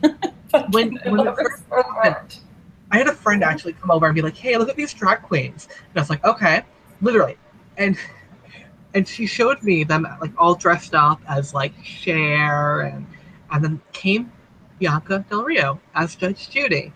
Yep. And I'm like, that's fucking Judge Judy. Why is Judge Judy in here? Chad Michaels did Cher because he literally is a Cher impersonator. Which I thought was dumb. I know. I'm sorry. I had to include that tidbit. I think impersonators kind of creep me out a bit. Little, like, it's supposed to be really flattering, but like if I was the person that I was being impersonated, I'd be like, oh no. I was reading online that like Cher was like, this is kind of weird, and people started like shitting on Cher, and I'm like, no, this is kind of weird. Like, yeah, no, Chad Michaels does like really accurate impersonations of Cher. Like Chad Michaels also gets surgery to like look like Cher too. That I think is like the line that you cross.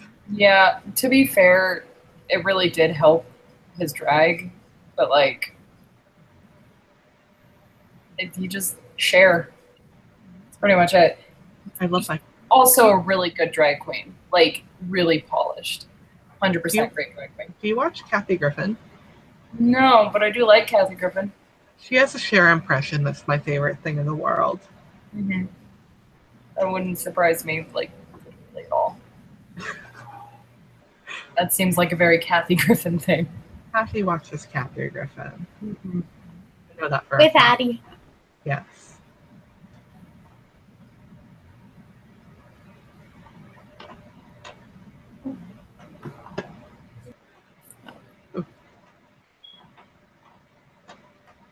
How's everyone doing? Oh, good. God. Good. That was a very godlike sound. It was. The echoes. Yeah. I mean, it's fitting for our DM. That's kind of what I was thinking. Like, oh, hey, God. Nice to see her back. Good to know you exist. I am God. Have you decided what you were looking for? A little, yeah. Okay. Okay, so one, I want a cloak.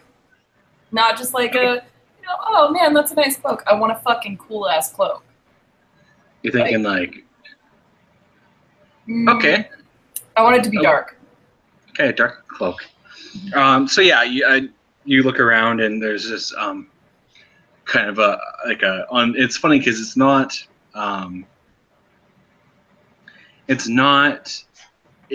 on each side. It's actually kind of at the door. There's a rack with all these different. I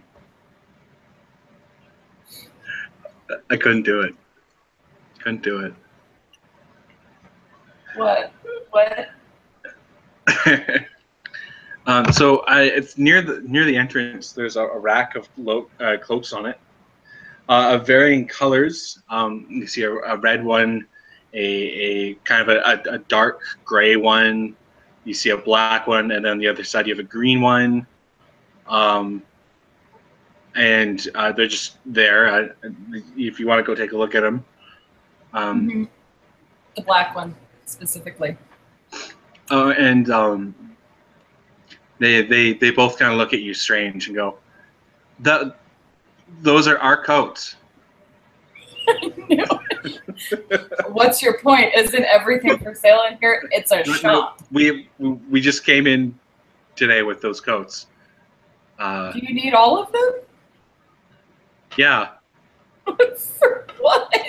Yeah. If you wanted a cloak, you could just ask us. Oh, can I have a cloak? Oh yeah, of course. We have plenty of cloaks. Dick. So they look and they have a few cloaks available. They have a couple of gray ones, a black one, a dark blue one. And you're not exactly sure the properties of all these ones yet, but which one are you looking at? The black one and the dark gray one both seem interesting. Okay, so there's 2 dark gray ones and 1 black one. I'm gonna look at the black one first. Okay, so that's a Cloak of Shadows. Your stealth goes up quite a bit at nighttime while wearing this. We all know I need to be stealthy with my flute and my ocarina. So this is this cloak is $250. No, thank you. Can I look at the 2 gray ones, please? I would like to look at the first gray one. Okay, so the first gray one is made of a very gorgeous, a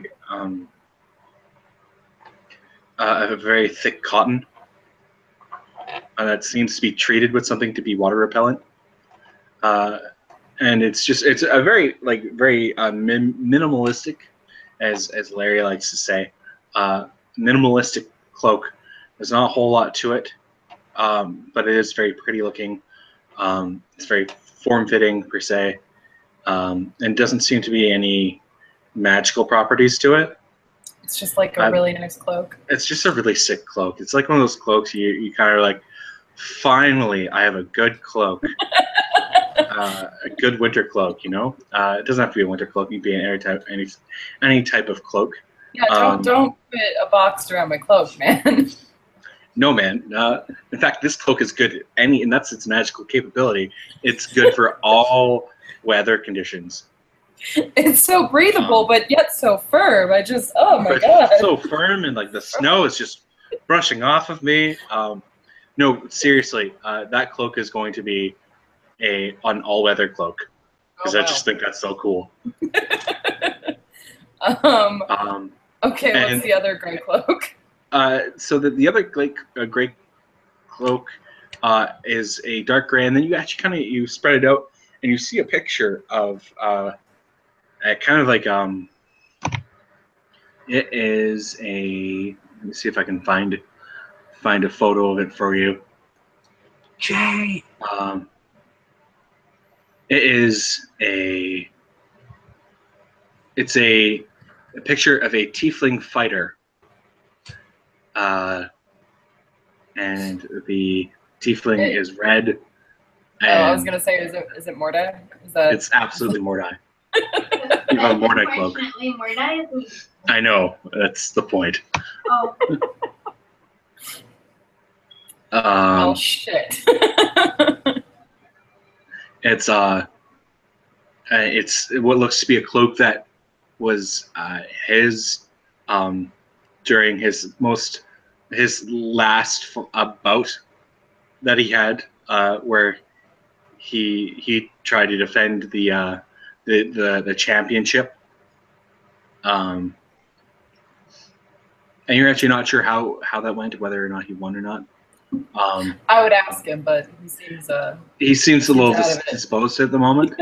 He seems just very distracted with all the wares and trying to keep chews balanced. And hey, Jay. No, babe, he's out. I think the More problem nice is that he turned his shots. headphones in. Whistle, whistle. And Ellie's like, "What the hell are you doing?" Like, whoa. I honestly wouldn't be surprised if he like lowered the volume during the break. Or if his headphones fell out. Yeah, I was thinking he took out his headphones. And then was going to be like, "Oh, I'll just fix it when I come back," and then this He happened. fell asleep with his foot up on the back of the couch like a cutie. I'm And ringing him right somebody now. friends him on Facebook. Jay, come on, buddy. Every game, one person falls asleep. Yeah, We did go pretty late.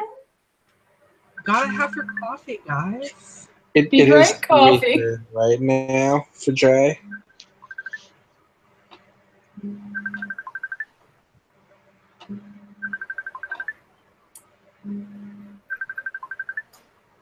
I think the problem is still that his headphones. Oh. Hey, here, buddy. It's okay. It's okay, Jay. It's okay. You're good. It's okay, bud. I don't know what just you were got a little talking bit. about, Ross. Jay was awake and ready for us the whole time. Yeah. Yeah. That's- Whole time. Mhm. You look so attentive. I'm so Yep. impressed. He never slept, not once. Not once ever. Nope. Never. Mm-mm. Who sleeps? Okay. Right? You okay, bud? Looks I so got about panicked. 2 hours of sleep, so Do you want to call it a night?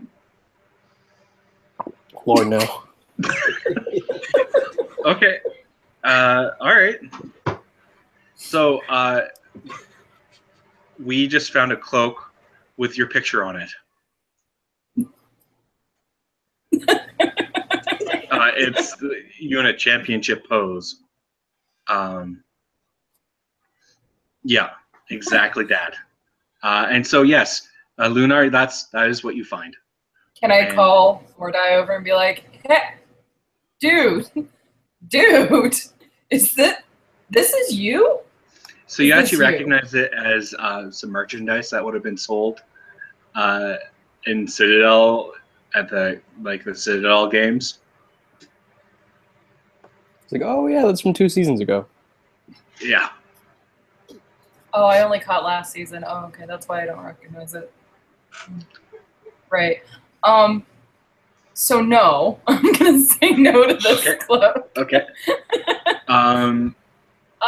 You said there was a blue cloak. Yeah, a blue cloak.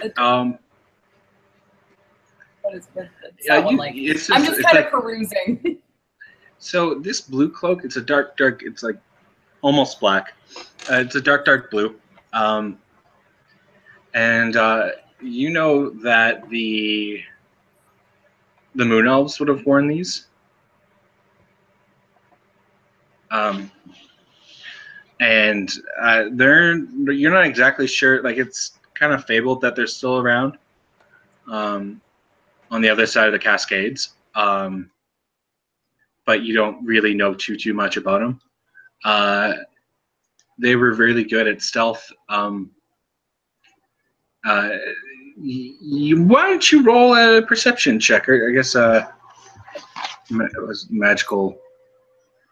Let's see what kind of check that would be. Let's see. Let's say Perception, I got a 19, but no. I'm gonna say an Arcana check. shit. That'd be, Okay. yeah, that'd be an Arcana check, right? Or investigation. Wait, to tell what magical What this properties- item is. Yeah. Yeah, if it's to tell what magical properties, Arcana. If it's like a fabled item, like something people might know about history, Both of your intelligence that you don't have a plus in, so just whatever your natural roll is. 17. Okay, so you know this is a blink cloak. Blink cloak. Oh, shit. That sounds like words. Yeah, so you know this cloak to be a type of cloak that the Moon Elves would wear. The Moon Elves had this really strange ability. They would kind of like be able to get out of situations, and like when they would find them, and even Stumbleduck knows this. The Moon Elves, you'd kind of see them for a second, then you'd kind of look around, and they disappear. Kind of like animals in the forest. But it is a blink cloak. You think this would give you the ability to jump instantaneously to a different location within sight. Okay. How much is this cloak? 600. Cool. Cool. But cool. So they have two of them, one on each side. Mm-hmm. So you which leads you to believe that you might be able to barter for this. Okay. Okay. I rolled a 20. So I got a 27 for my persuasion. Okay. So I notice with this cloak, you have two of them. Yeah. Right? Uh-huh. And so one of them is Larry's and one of them is Harry's. Oh, well, shit. Okay, That's how the store kind of works. Frankly, I'm always more impressed with their ability to find two of these cloaks and then sell them separately. But, so what would you, Larry, buddy, good old friend, what would you give, like, what's the lowest deal you'll cut for this cloak? Well, I mean, you are helping us out a lot. And I can imagine this could help you out in a lot of, it could help you out a lot in danger. 80%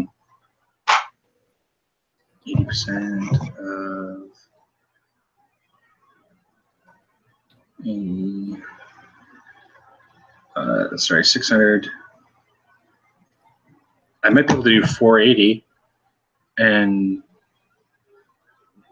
that's quite a bit less. That is true. That is true. It was really hard to find these. We actually found these on two poor souls who didn't quite make it. Don't tell anyone, but we did find them on Moon Elves.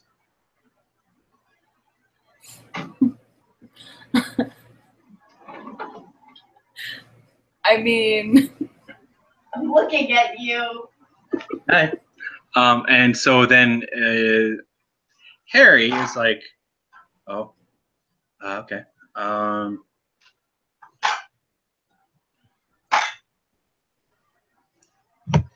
He says, well, no, I you know what? I want to sell it to you. I want to sell you mine. I'll sell you mine for 36 at 360, which is almost just over half of what the ticket price is. Just over half. I mean, it took a lot to get these coats or cloaks, but you know what? I'd sell you mine for 360. Okay, so what I have on me currently, after spending money on wine, is I have 233 gold pieces. However, what if I forego the reward money you're giving me, or the money you're giving me for your dead father's ashes? So 330? And what if I write you a custom song in exchange? I don't know if you noticed, we just put on like a huge concert in town. Oh, that's where everyone went. Yeah, that's where everyone went. We're pretty big. I don't know if you know Mordecai. He's on that cloak right there. Oh, wow. Well, he's part of the band. Yeah, I mean, and then so Larry says, I'll sell you mine for 3:30, and the song and so yeah, you're able to make that trade, and so then Harry says, "Well, do either of you want the other cloak for that much then too?" I'm sorry. Both Nicole and Addie just like at the same time, like, what? Wait, shit. No, this could work out so good for us. I have a really good idea, and I'm wondering to see if you have that same idea. We're both small. We're both very small. It would be ridiculous for it to, like, Oh my god. size You will. clothes. They cannibalize some armor for me, right? So, like, you know, we can share. As in split that If you wanted us to craft two little, oh man, the cost of it seems as though, although that's really cool and I want to make that work, by cutting it in half, the ability is no longer there anymore. I have a question. How long is the cloak? It's about 5 feet. Could Choose stand on my little shoulders, and we be two people in one cloak?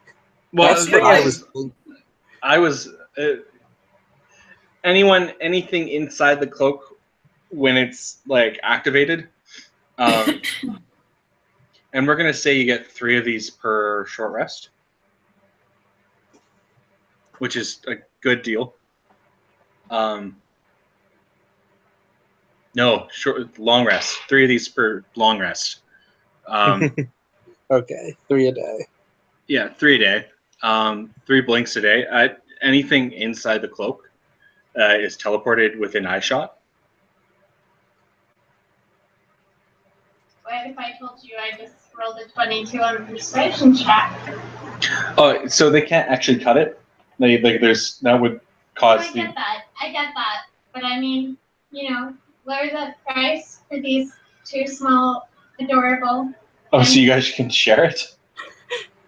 It's a thought. It's already been lowered to the maximum lower. Like they already rolled the high, like Wait, so how much is it now? 330. How much does Choose have? 313.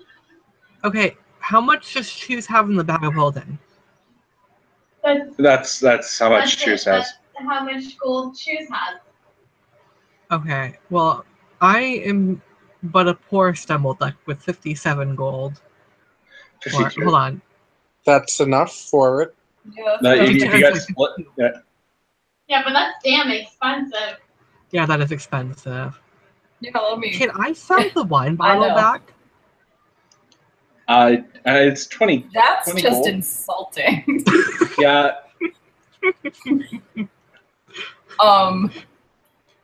Sorry, Choose, we can't do I it. feel like, I'm sorry, if you sell that back, the money's going back to me. I paid for it. Choose, it's not happening. Can't do it. I'm a poor alcoholic gnome. I can't afford a fucking cloak. Choose just like leans down, like climbs down and is hanging from Mordai's elbow to just like pat the top of your head consolingly. But I imagine, like, because the cloak is fairly, like, spacious in certain points, like, I imagine Choose being able to jump onto Lunar and be able to, like, cloak or blink together. Mm-hmm. Yeah, I'll just have like a creepy, crawly dumpster dog all over me. Yeah. Yeah, but you look dog, so it's fine. I know, it's great. I'm ecstatic. Question. Yeah, so that's how much that is, and if you're willing to buy it, then great.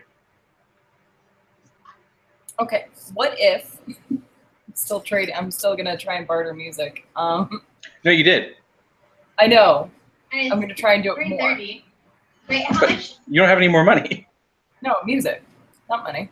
Oh, you want to trade a song for Not Stuff. that. Yeah, just for stuff. Okay. There was something that I specifically wanted, and I can't fucking think of it now. Okay. It's fine. I'm sure we'll hit another shop. Russ, Yeah.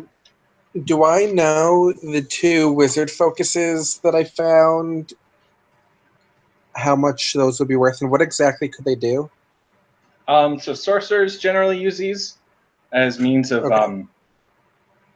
You don't know if you get. I mean, you're a wizard, so it wouldn't necessarily be overly useful to you. But you know that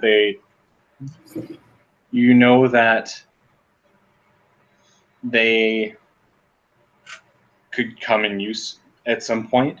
But you also have the feeling that since it's really rare to find 2 focuses that look the same, that they probably came from this shop as their twin focuses.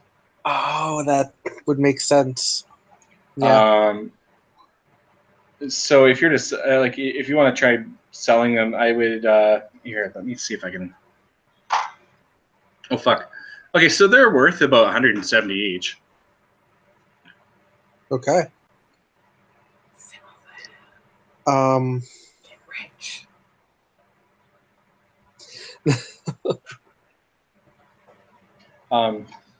Yeah. What were you interested in?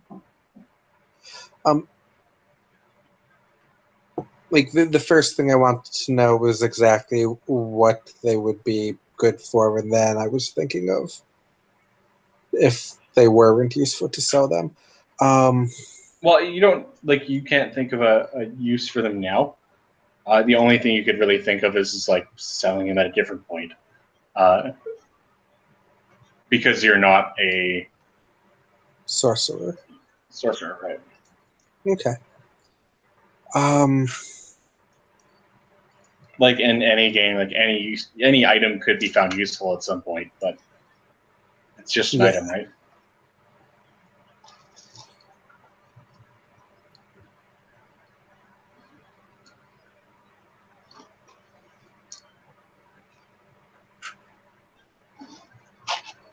Okay. Chelsea, if you could remember what it was you wanted, you could continue. I just wanted to know that before we continued, just so I know how much money type of stuff we have. Yeah, like I said, I don't remember really what I was looking for. I was going to try and see if there was anything that will make me more appealing to folks. Just a general You're question. pretty like what's your My charisma's at 20. yeah, there's not like you're trying to think of like something to raise your charisma or something like that, but you're like you literally glow with not necessarily like attraction per se. It's wasted on the rotten personality. Yeah. Well, yeah, though, like actually, it's kind of ironic in that way, because you're such a terrible human being, or terrible. I'm not. Excuse you. Terrible being. You are a terrible human being. Yeah, you're terrible at this.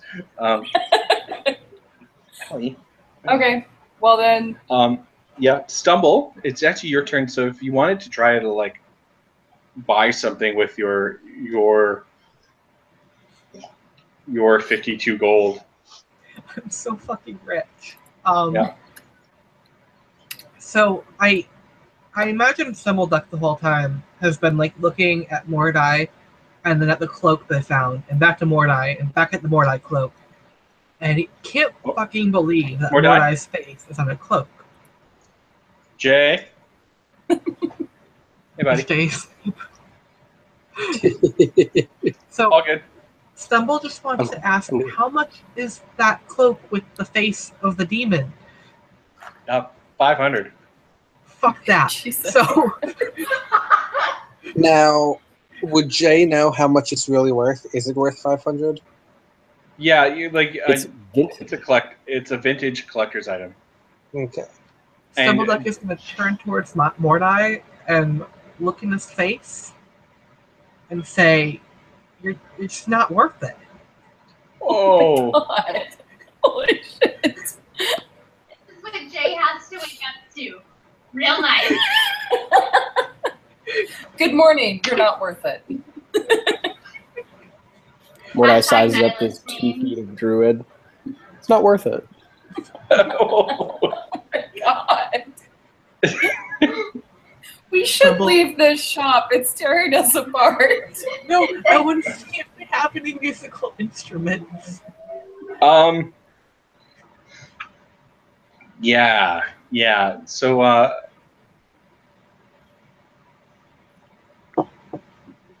they have lutes and they have like something that looks like a fiddle almost, and you see a gorgeous harp, How which much looks is to the be on harp? consignment of some sort. How much is a harp? Yeah. 2,000. Jesus Christ. Listen, Larry, Sherry, you fucking assholes. Larry and Sherry. I try to be Gary good. and Barry.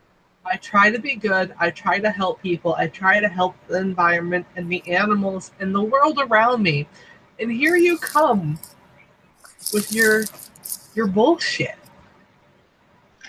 But I then refuse- you notice as you're like berating into them and like calling one by the wrong name, or two for that matter if you really wanted to, because you can mistake the other one.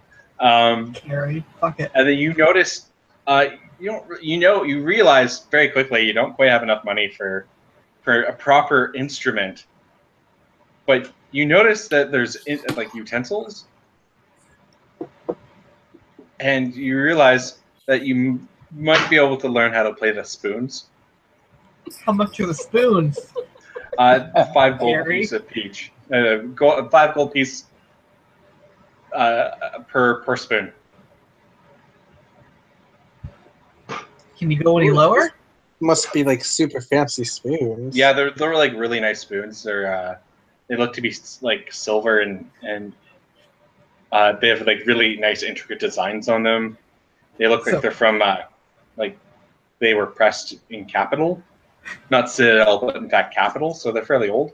So they're like antique spoons, but you feel like you could learn to play the spoons. Stumble is going to pull Really on the solid sleeve code of one quality. of them. Huh? Yeah. So Stumble's going to pull on the sleeve of one of them and say, listen, No. Terry, can you go any lower? You're gonna make a persuasion check, and because you called one Terry, you're gonna make it a disadvantage. Do I have to? Yes. I rolled a 1. Okay, so he's like, Oh, would it be No. 2? It would be a 2, but it's in that one. no, Still that one. no, it cannot. 5 per piece.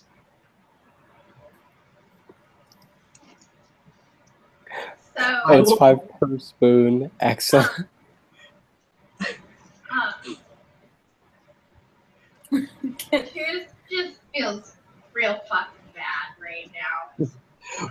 Well, you don't need silver spoons. You could go get spoons elsewhere.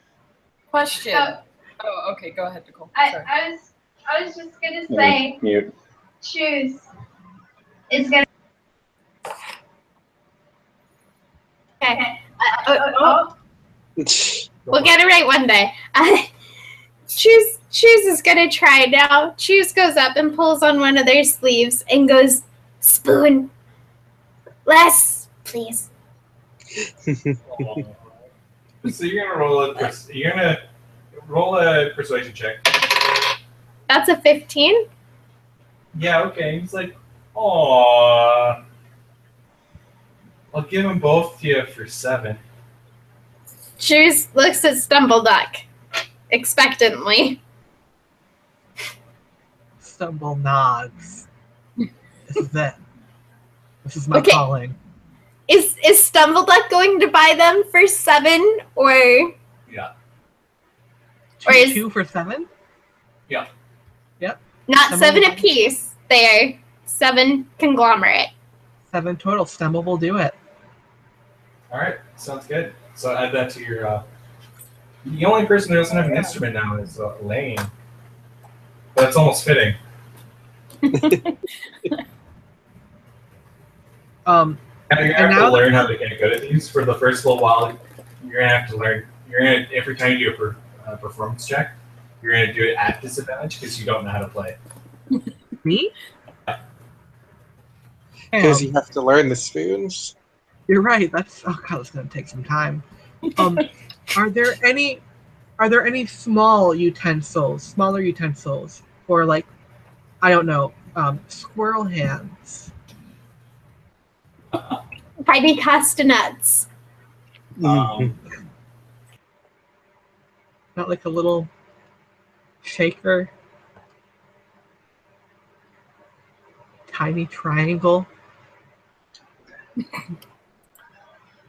No, you don't actually see anything on the table, but you actually notice on the ground, like a very large like nut that you actually kind of like kick with your shoe a little bit, and you notice it sounds like a rainmaker almost. I'm both gonna point at that and turn to one of them and say, "Barry, how much is this nut?" And then so Larry goes, well, I mean, someone just kind of kicked that in, but we'll sell it to you for 2. Deal.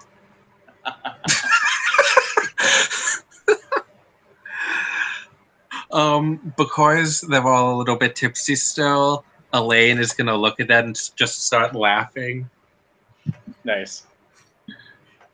I'm so in character. Okay, so I'm guessing at this point you guys kind of like make your way back. I think at this point I will go to them and pull out the 2 wizard folk, not wizard, the 2 sorcerer focuses. Okay. And say, my knowledge of these, I know that both of these together are at this point a bit more expensive than what you were willing to sell that cloak for. If I gave you these 2 for the cloak, what else would you be able to, you think would be worth the difference? So they both kind of like lean in and they're like, huh, well, that's weird. And then they both kind of look at him, and one grabs one grabs the other, and they're kind of like looking at it, kind of like, oh, whoa. So where did you get this? So, have you seen a psychic in a tent? Yeah, we around sold here? these to Valera. Is Valera the psychic? Yeah, well, we sold one to Valera, and to another one we sold to another girl who was kind of weird. She was kind of a vagrant and such, but we sold one to her. But that was a while ago. Why do you have them? After some weird things happened in the tent, Valera left these for us.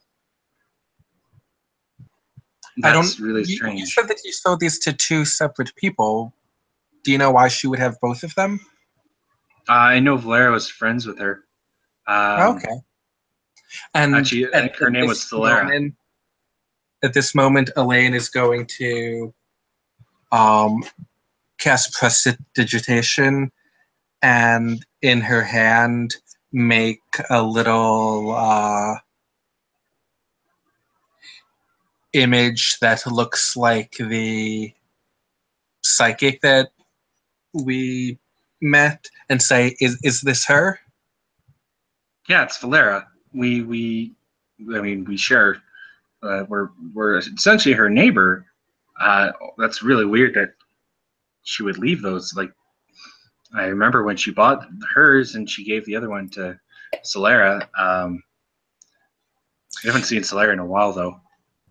Do you know where we might be able to find Valera? She's no longer in her tent. No, Valera is Solera.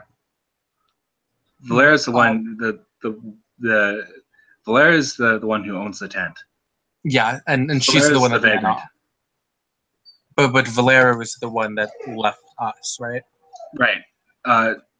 Yes. So are Yeah, you looking for? So I'm asking where I might find her because she left the tent in a hurry. No, she's usually just either at her tent or hanging out.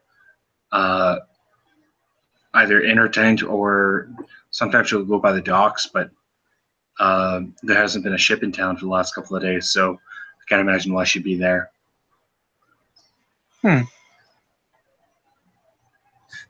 Does she often do like strange magic? Well, I mean, she is a little strange. She is she's a little out there, but and so is Solera, but Solera's a whole different ball game. But Valera is like, she's just a merchant essentially. I mean, it's my understanding she basically just, now between you and I, she kind of just ripped off tourists with like cold reading. Yeah. So she was actually, I think, in the process of ripping us off when she did some weird things and like kind of out of like, I guess she was upset to get caught. She just left us these and left. What kind of weird things? Because what she would do is just tell people, the classic, oh, you'll find your lover in the West. Your uncle is in a better place now. That sort of thing. Yeah, she put 3 of us in a trance, and it felt dangerous. I don't know. This is really weird. This is kind of out there. I don't know why you'd have both of these. I mean, if she did something weird and disappeared, that's something we should probably talk to the guard about. And as for Solera, I know Solera is a really weird person too. But Valera wouldn't do anything like that. Like she was aside from just giving people entertainment, she really didn't do anything bad per se, and that's really bizarre. That's really out of character for her. Now, the weird one, Solera, did she seem to, like, you keep saying that she's weird, like, did she she played with do rats magic? outside of Dolph's bar? She what? She liked to play with rats outside of Dolph's bar. And Some people have made claims. No, these are just rumors. And Larry says, "Well, no, hey, no, those no one's actually ever seen her do it. Some people have claimed to see her bring dead rats back to life." Interesting.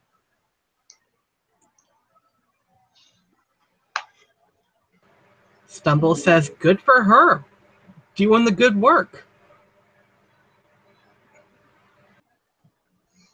But I don't understand why she would have left both of those. Necromancer. Necromancer. Yeah, so the weird thing is like the mice would explode. It actually ended up becoming quite a bit of a problem. They would come back to life and they walk around for a little bit and then they just go. Poof. Huh. I take that back.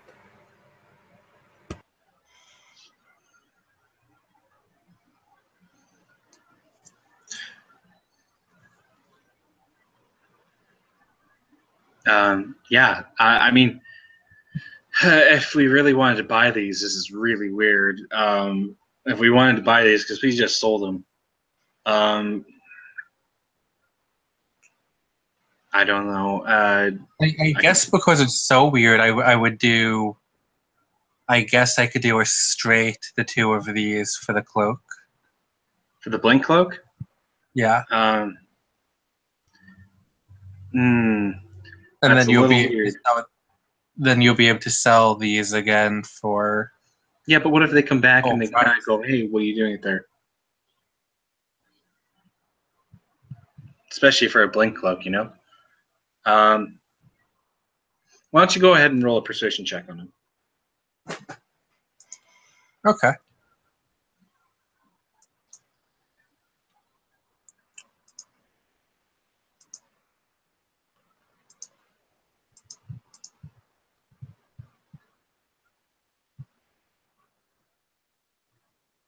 That would be a 13. Okay.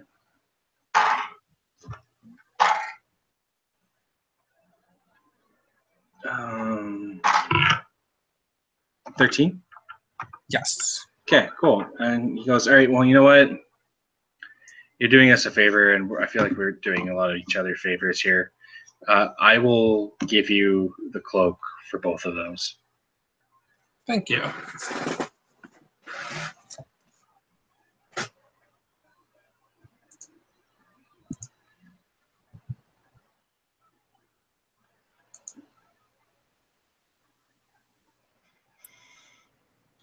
All right. So, can I possibly? Is everyone done buying stuff and selling stuff and bartering and etc.? Okay. So before we leave, since I promised them a song, I wanted to play the flute, and I rolled a 26 total. Yeah, so you just you blow into this flute, and this time it makes a gorgeous symphonic sound, and they're kind of just blown away with the majestic notes of all of the things you're playing, and yeah, it sounds amazing. I don't know if the rest of the band kind of wants to join in. Jay, half the band's asleep. Roll a d20.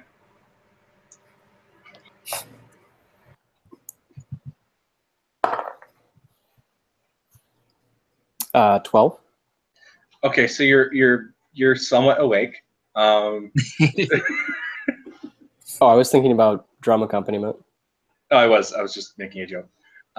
Yeah, so you're playing along, and again, you're kind of starting to get used to playing along to this really weird flute. And do you choose to play? Sorry. Yeah, I got it. If that's actually a performance, it's 16. Okay, so 16. You're getting along. You're doing all right. And what'd you roll there? 14.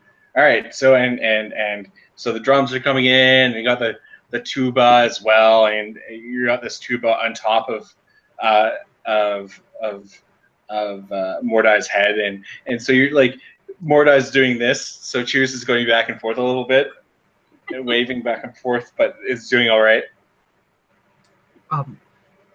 I rolled a performance check because Yeah. I want to join in with my new spoons. Yeah. I rolled a nat 20. Nice. What was the other one? So I got a +1, so it'll be a 21 total. No, but you rolled disadvantage, so. Oh, what was my disadvantage? Because of course you're learning it. Oh, shit. What was the disadvantage again? So you have to roll 2 dice, 2d20, and you take the lower one. Oh, bullshit. Got an 8. Better get proficient quick. An 8?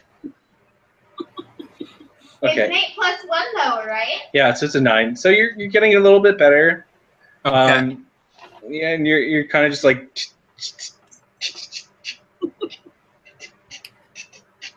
you're not quite playing them one-handed like everyone should be, but you're tapping together. And, Lunar. That's wonderful. So Yeah. Elaine. so you kind of leave these guys with a really gorgeous kind of goodbye kind of song. And we kind of you think just because it's Lunar and Lunar's charming personality, you think something along the lines of "Time of Your Life" from Green Day, because it's a really pretty song, but it's also kind of a fuck you. Okay, so So Elaine, the last time they all were playing, yeah. the reason she wasn't joining in last time was because she was really trying to study the music that they were doing in, like, when they were all in the bar. Yeah. So now she thinks she's ready to join in, and she puts both of her hands out like this. Yeah. And then starts moving them kind of like she is nowadays. You would think maybe like working a synth, or maybe even like working a turntable. Oh, okay. Except instead I was of thinking down, more like what's that instrument called? The one that's kind of based off of yeah, that one. Oh, I know what you mean. Oh, yes, The one. that one. Sure. Yeah. So Shay knows. and she's going to continuously cast prestidigitation, creating musical notes. And what does it sound like?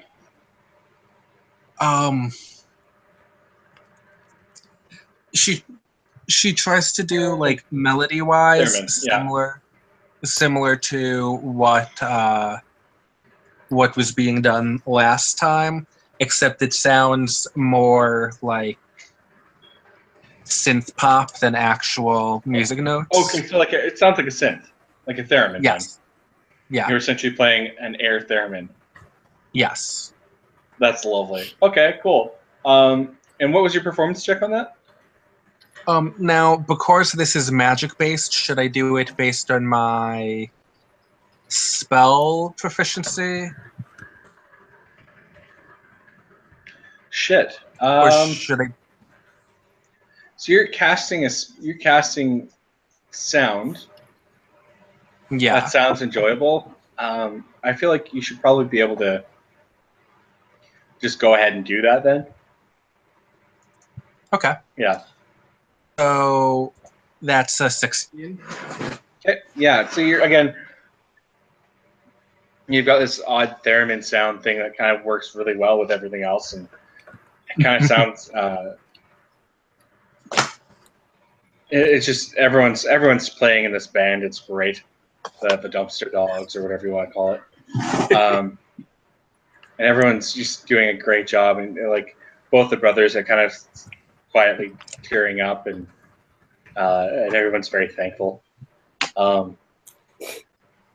And so you guys finish up the song, and they kind of say their goodbyes and their good lucks. You made a mistake. Drinking in the Dumpster Dogs.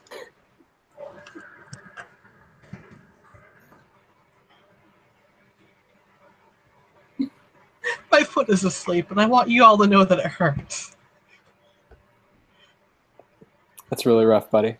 Is it as asleep as Jay was, or was it like less asleep? It was like, you know that staticky feeling? I was very tired. I don't think my foot could ever be as asleep as Jay was. So sad sounding. Oh my god. It was. Quit coming for Jay. What did he ever do? Well, I fell asleep for one. I mean, yeah, whatever.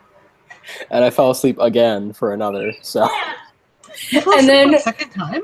And then while everyone was talking, if you were watching, you just slowly went like for a really long time. Yeah. Jay, really?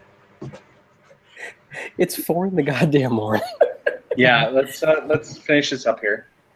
So you guys make your way back to the mayor's mansion, and he asks you both to get a quick sleep. He feeds you guys pretty well, not say a feast, but like you guys are served a nice, good plate of food, and he wishes you a good night and good luck, and that his servants will be there to wake you up in a couple of hours to send you on your way to Citadel. Do you have anything that you guys want to say to each other before you guys go to sleep?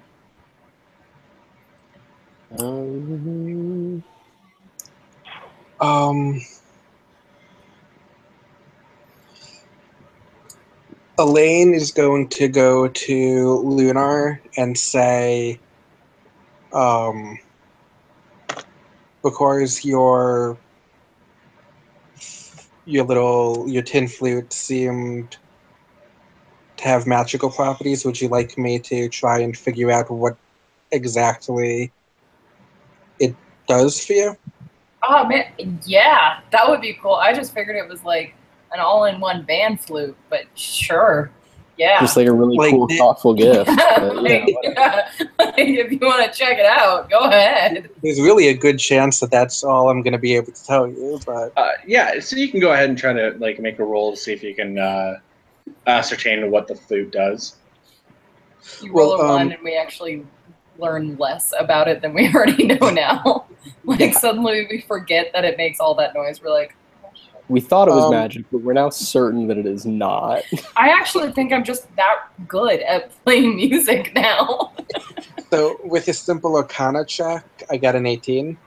Okay, so you notice it's kind of like a crit flute. So you know that unless you're rolling really well, if you're very not so proficient in it, it actually won't make noise. Excuse me. It only makes noise for certain people. It has chosen Lunar as one of those people to play. Yes. Your heart really has to be in to what you're playing, or else it won't make more noise. And that's generally what you find. The big thing you find out is it doesn't play for everyone. Okay. And would I be able to tell with that roll if there's anything magical about it that I don't understand? No, it's pretty straightforward. Okay. So pretty much the question that I'm kind of asking is, would Elaine think that it's worth studying for 11 minutes to cast Identify, or pretty much she got everything out of it she You could? pretty much got everything out of it. Okay. Sounds good. So yeah, I pretty much tell her that and then I give it back to her. Cool. And now Lunar has an inflated sense of self because it's chosen me. Yes. So- The wand shows the wizard, Harry. Oh my god. I'm the chosen bard. Oh my god. Actually, the light. Yeah, that was actually perfect timing with the light.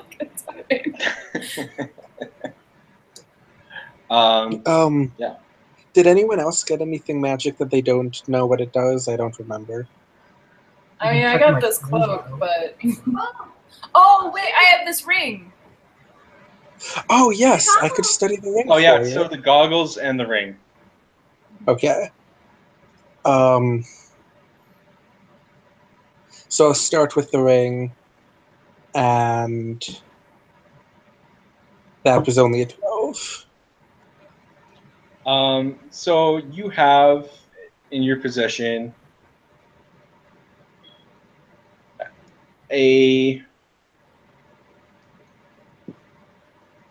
what you believe is a good luck ring. Oh, okay, that's cool. Really? Because I got it off a dead guy. But he was still living at the time. It's just... Oh, God. Oh no! Oh. You killed a man. Holy shit. He would have known that it was a bad idea to throw food at basically a god if he had his good luck ring. Yeah, he wasn't wearing it at that moment. Or maybe he was, and like he knew he was dying, and he wanted to. Normally he wouldn't have been able to make that throw, and he was wearing it, and so he could actually stick it to him one last time. Oh. This got dark real quick. So you know this ring too. When it's being worn, it's very flashy, so it's fairly noticeable. But on occasion, you will be able to use it I'd say once per long rest to have an advantage roll. Yes. I am happy with this ring that I have possessed from not nefarious means at all. Acquired completely legitimately. Yeah. Totally legal. I'm just loading you guys up with like epic gear. Yeah. Okay. You'll need it. I Oh, will go to good. alcohol breath. And then shoes. Do you want me to tell you what your glasses do? Yes, please. What does Shu say? Oh, Yes. Okay. So I got a 27. Right. Okay. So you know what these goggles do. So these goggles are able to detect like magical items, like if they're hidden, like in say someone's pocket or something like that. They kind of have a faint glowing green outline on them. If someone's been like charmed or something, they'll have a green glow around them. Okay. So essentially, it's detect magic that's cast all the time that you're wearing it? Yeah. That's fucking cool. Yeah. Thank you. But the problem is it's going to be kind of hard for you to describe everything. Yeah.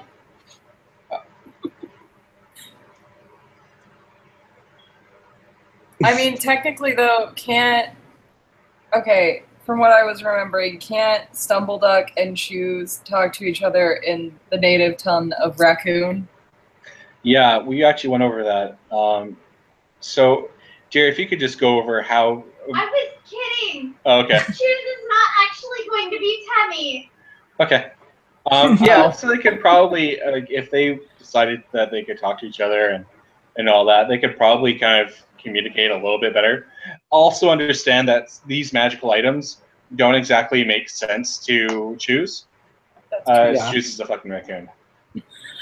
Yeah. Yeah. Stumbleduck also does get like feelings from animals. Yeah, and so you can be like, and so like you can kind of convey the feelings of like, oh, like excitement of, oh, I see something, or is that shiny, or is that like, it's almost like a shiny detector. Yeah. It's like God. it detects like magical items and you'll find that sometimes you won't want to wear them because there'll be magical items everywhere, and you'll be like, I can't see anything. But so. But do they actually function as sunglasses? Oh yeah, they're great. They're Okay. they're great for UV protection. Okay. Do they Yeah. get UVA and UVB? Oh, totally. I like that the whole, like, more importantly, though, do these magical goggles function as sunglasses? God damn it. Because of the specifications Josh Goldberg came up with, shoes can't see in the light because raccoons have light sensitivity. So Yeah, no, very smart on that regard. So, yeah, Russ, these sunglasses, do they negate the disadvantage that shoes gets on? They do, but only if you can see what's going on when, like, if there's an oversaturation of magical items or magic happening, you Okay. can't see out of them because it's just a bright light. And if you're wearing them to detect magic, and if it's like, if there's a ton of magic in the air, you'll be at disadvantage for like a lot of different things, just because you won't really be able to. You'll be going in blind, essentially. Okay. And they can't turn off the detect magic part of it, right? It's just always when you're wearing it? Yeah, they don't. There's no off switch, so you just have to take them off. Okay. But even more important than all that, They look so cool, though. Well, if Shoes is going to be lounging in a sweet hammock all the time, Shoes is going to need to have some sweet sunglasses. Also, And- can we find like a little coconut with a Yeah, I was straw? gonna say some sort of like beverage that when Shoes is not drinking out of it, just sticks into your horn, just to like. Good shit. So basically, Mordai's head is Chooses vacation home. Yeah, pretty much. It's a good life for me. But honestly. just wait, because like that thing will come in handy later on, and yeah. Well, I would like to firmly shake everyone's hand goodnight to try and set myself apart, and then I want to high five the stick. Yeah, I was Or the going to say, Stumbleduck is going to hold out the twig. What do you all do? Okay, so Lunar high fives, gives a righteous high five to the stick. And before that, Stumbleduck is going to hand Lunar a dimwit apple. Well deserved. And thank you. This is good night. This is the Yep. best. Now, continue. What happens? Choose, seeing what has just transpired, walks up, places a weird little hand on the twig, and then looks up at Stumbleduck expectantly. Stumbleduck hands the raccoon a dimwit apple. Yes. Thanks.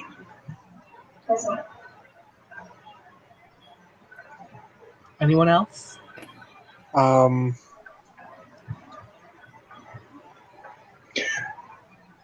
I will note that in this episode, Lena never like got close to death, so I can't imagine why she'd want to have an apple. Well, I don't think she actually knows that the dimwit apples make you high. It's not so much high, but it's just happy. Well, this isn't about the apple. This is about respecting the twig. As a member of our We're party. too focused on the gift part of this. We should be more Gift focused is a on the twig reward. part. Right? Thank you. Lunar has it. It's the reason for the season. So Elaine, seeing that Stumbleduck would like people to acknowledge the twig, Elaine looks at the twig and bows a little bit to it. Oh, like it's an apple. Yes, and says good night, and then also to Stumbleduck, good night, and then she heads to sleep after saying good night to everyone. Elaine is far more elegant than any of the rest of I us. know, right? Why are you hanging out with us? More not gonna Whoa. do anything? Her boat Yes. fucking exploded. Yeah. Oh yeah, yeah. That's the reason. Oh, Like, she was fucking going to school to be a nerd, and then, like, one of the headmasters of the school exploded her boat. So she's like, fuck, I'm gonna hang with these people right now. And then the Fire Nation attacked. And then the Fire Nation Yeah. attacked. So you guys all go to bed, and just as you guys fall asleep, you are all woken up by the servants who say it's time to get ready to leave. And so I'm gonna give you guys a long rest, but it does not feel like a long rest.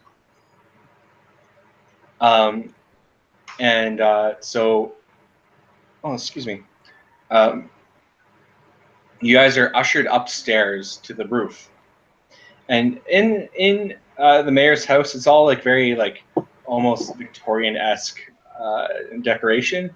But you notice that on the final level of the stairs, there's a very abrupt change from white walls to dark wood. And so you open up the door, and it looks as though you're walking into a little ship. And you're walking upstairs into a ship, and you guys are ushered up onto the essentially the roof of the house, which looks like almost like a craft, like a ship. And you see Nami there, and she says, "If everyone's ready, I'd like to get going. I have a lot of explaining to do."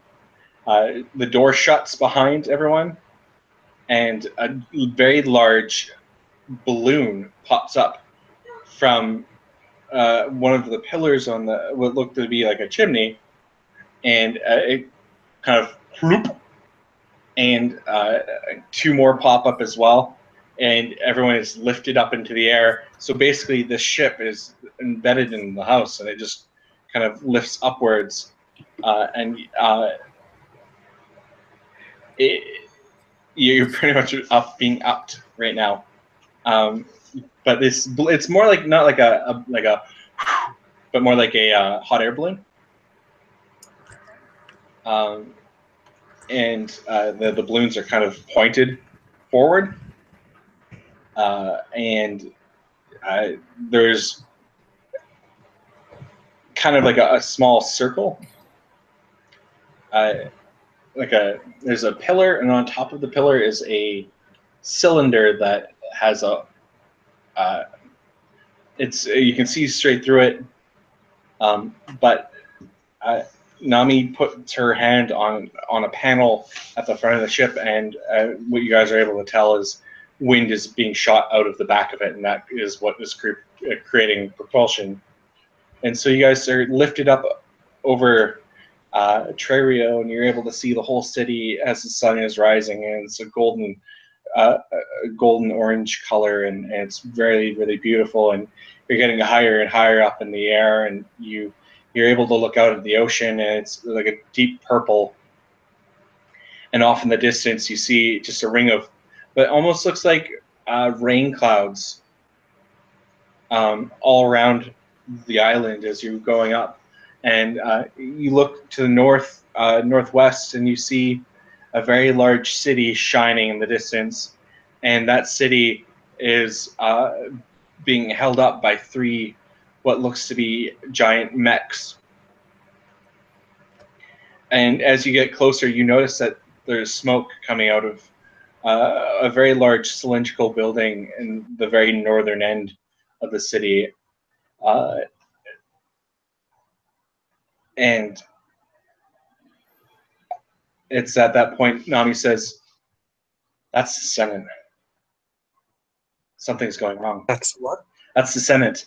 The Senate. Something's going wrong. And this is where we end our campaign for the evening. Okay. Cool.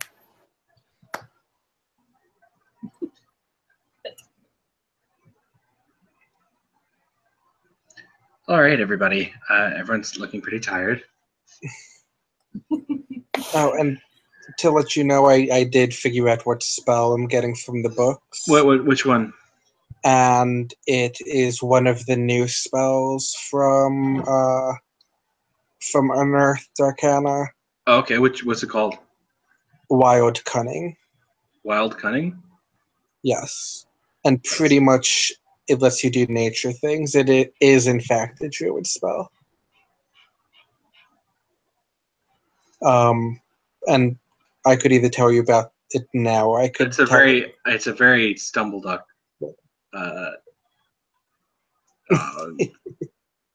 It's a very Stumbleduck spell.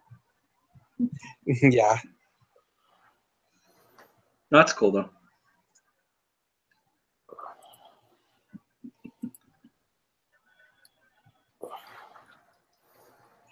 Honestly, Sounds like a grumble duck.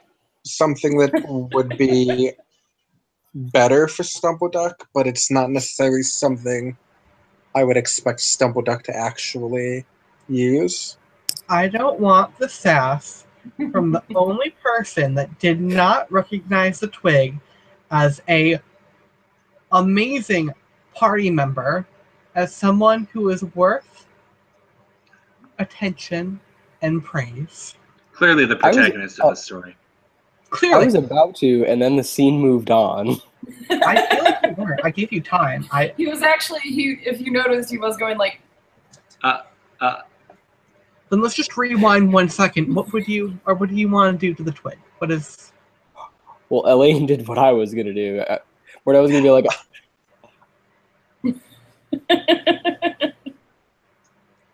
then you also get an apple. You all get apples. Yes. What a good time to be alive. Right. Apples.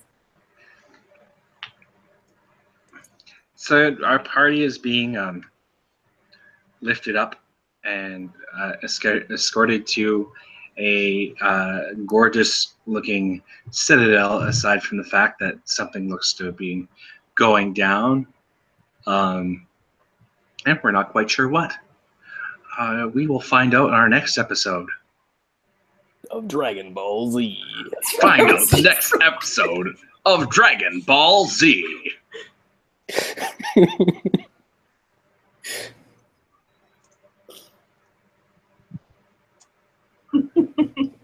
Last time, Goku was trying to put in a light bulb.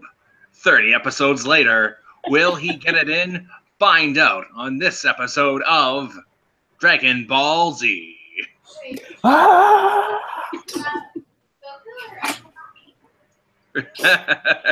Uncle Fuck. Oh yeah, I gotta put Uncle Fuck in there. Oh my gosh. Oh yeah, Uncle Fuck. You just gotta Is he slip gonna be Uncle part Fuck of right this in. in it? It's gonna be part of this. No, I'm gonna write this down right now. Uncle Fuck is getting in there. I actually have to double check to see if anyone else replied. It'll be more compelling to a story. You know, will he? Won't he? Like. Next Hope. time to find out. Oh, It leaves okay. it So to we the have a intrigue. couple. We have a couple. This is nice. So we have Cassie Vomisa. We have Uncle Fuck. We have Craig Lionfist. Oh, I like that one. Of course, he's right after Uncle Fuck. Of course. Right. They can't all be winners, Chelsea. Craig Uncle Fuck. Craig Uncle Fuck. Lionfist. Yeah, no. I'm sorry. See, that just sounds like, oh yeah, I'm Craig Uncle Fuck of the New Hampshire Uncle Fox. I just imagine fuck being pronounced weirdly. Uncle Fuck. Yeah. Enkelfiek. Enkelfiek. Uncle Fuck. Enkele fuck. Uncle Fuck. You're pronouncing it wrong. No, I know exactly where that's going. It's good to know where Uncle Fuck is going. But you don't want to know where he's been. Yeah.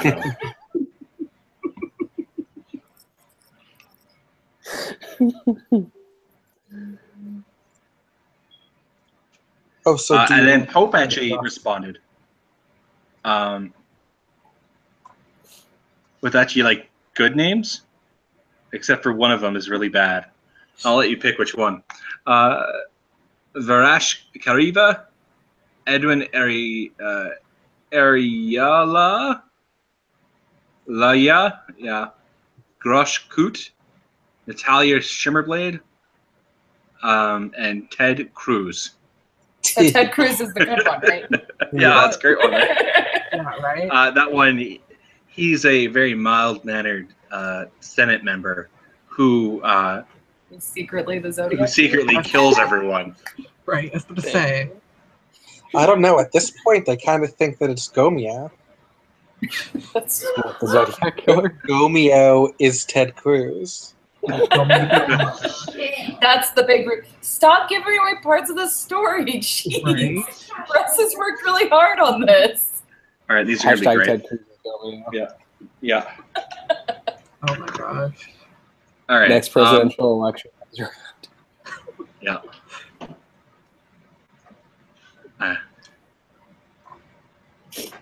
So I'm going to end the broadcast. Thank you, everyone, for watching. Peace. Bye. Bye. Bye now. Never do Bye. it again. Oh. Keep on doing it. Nope.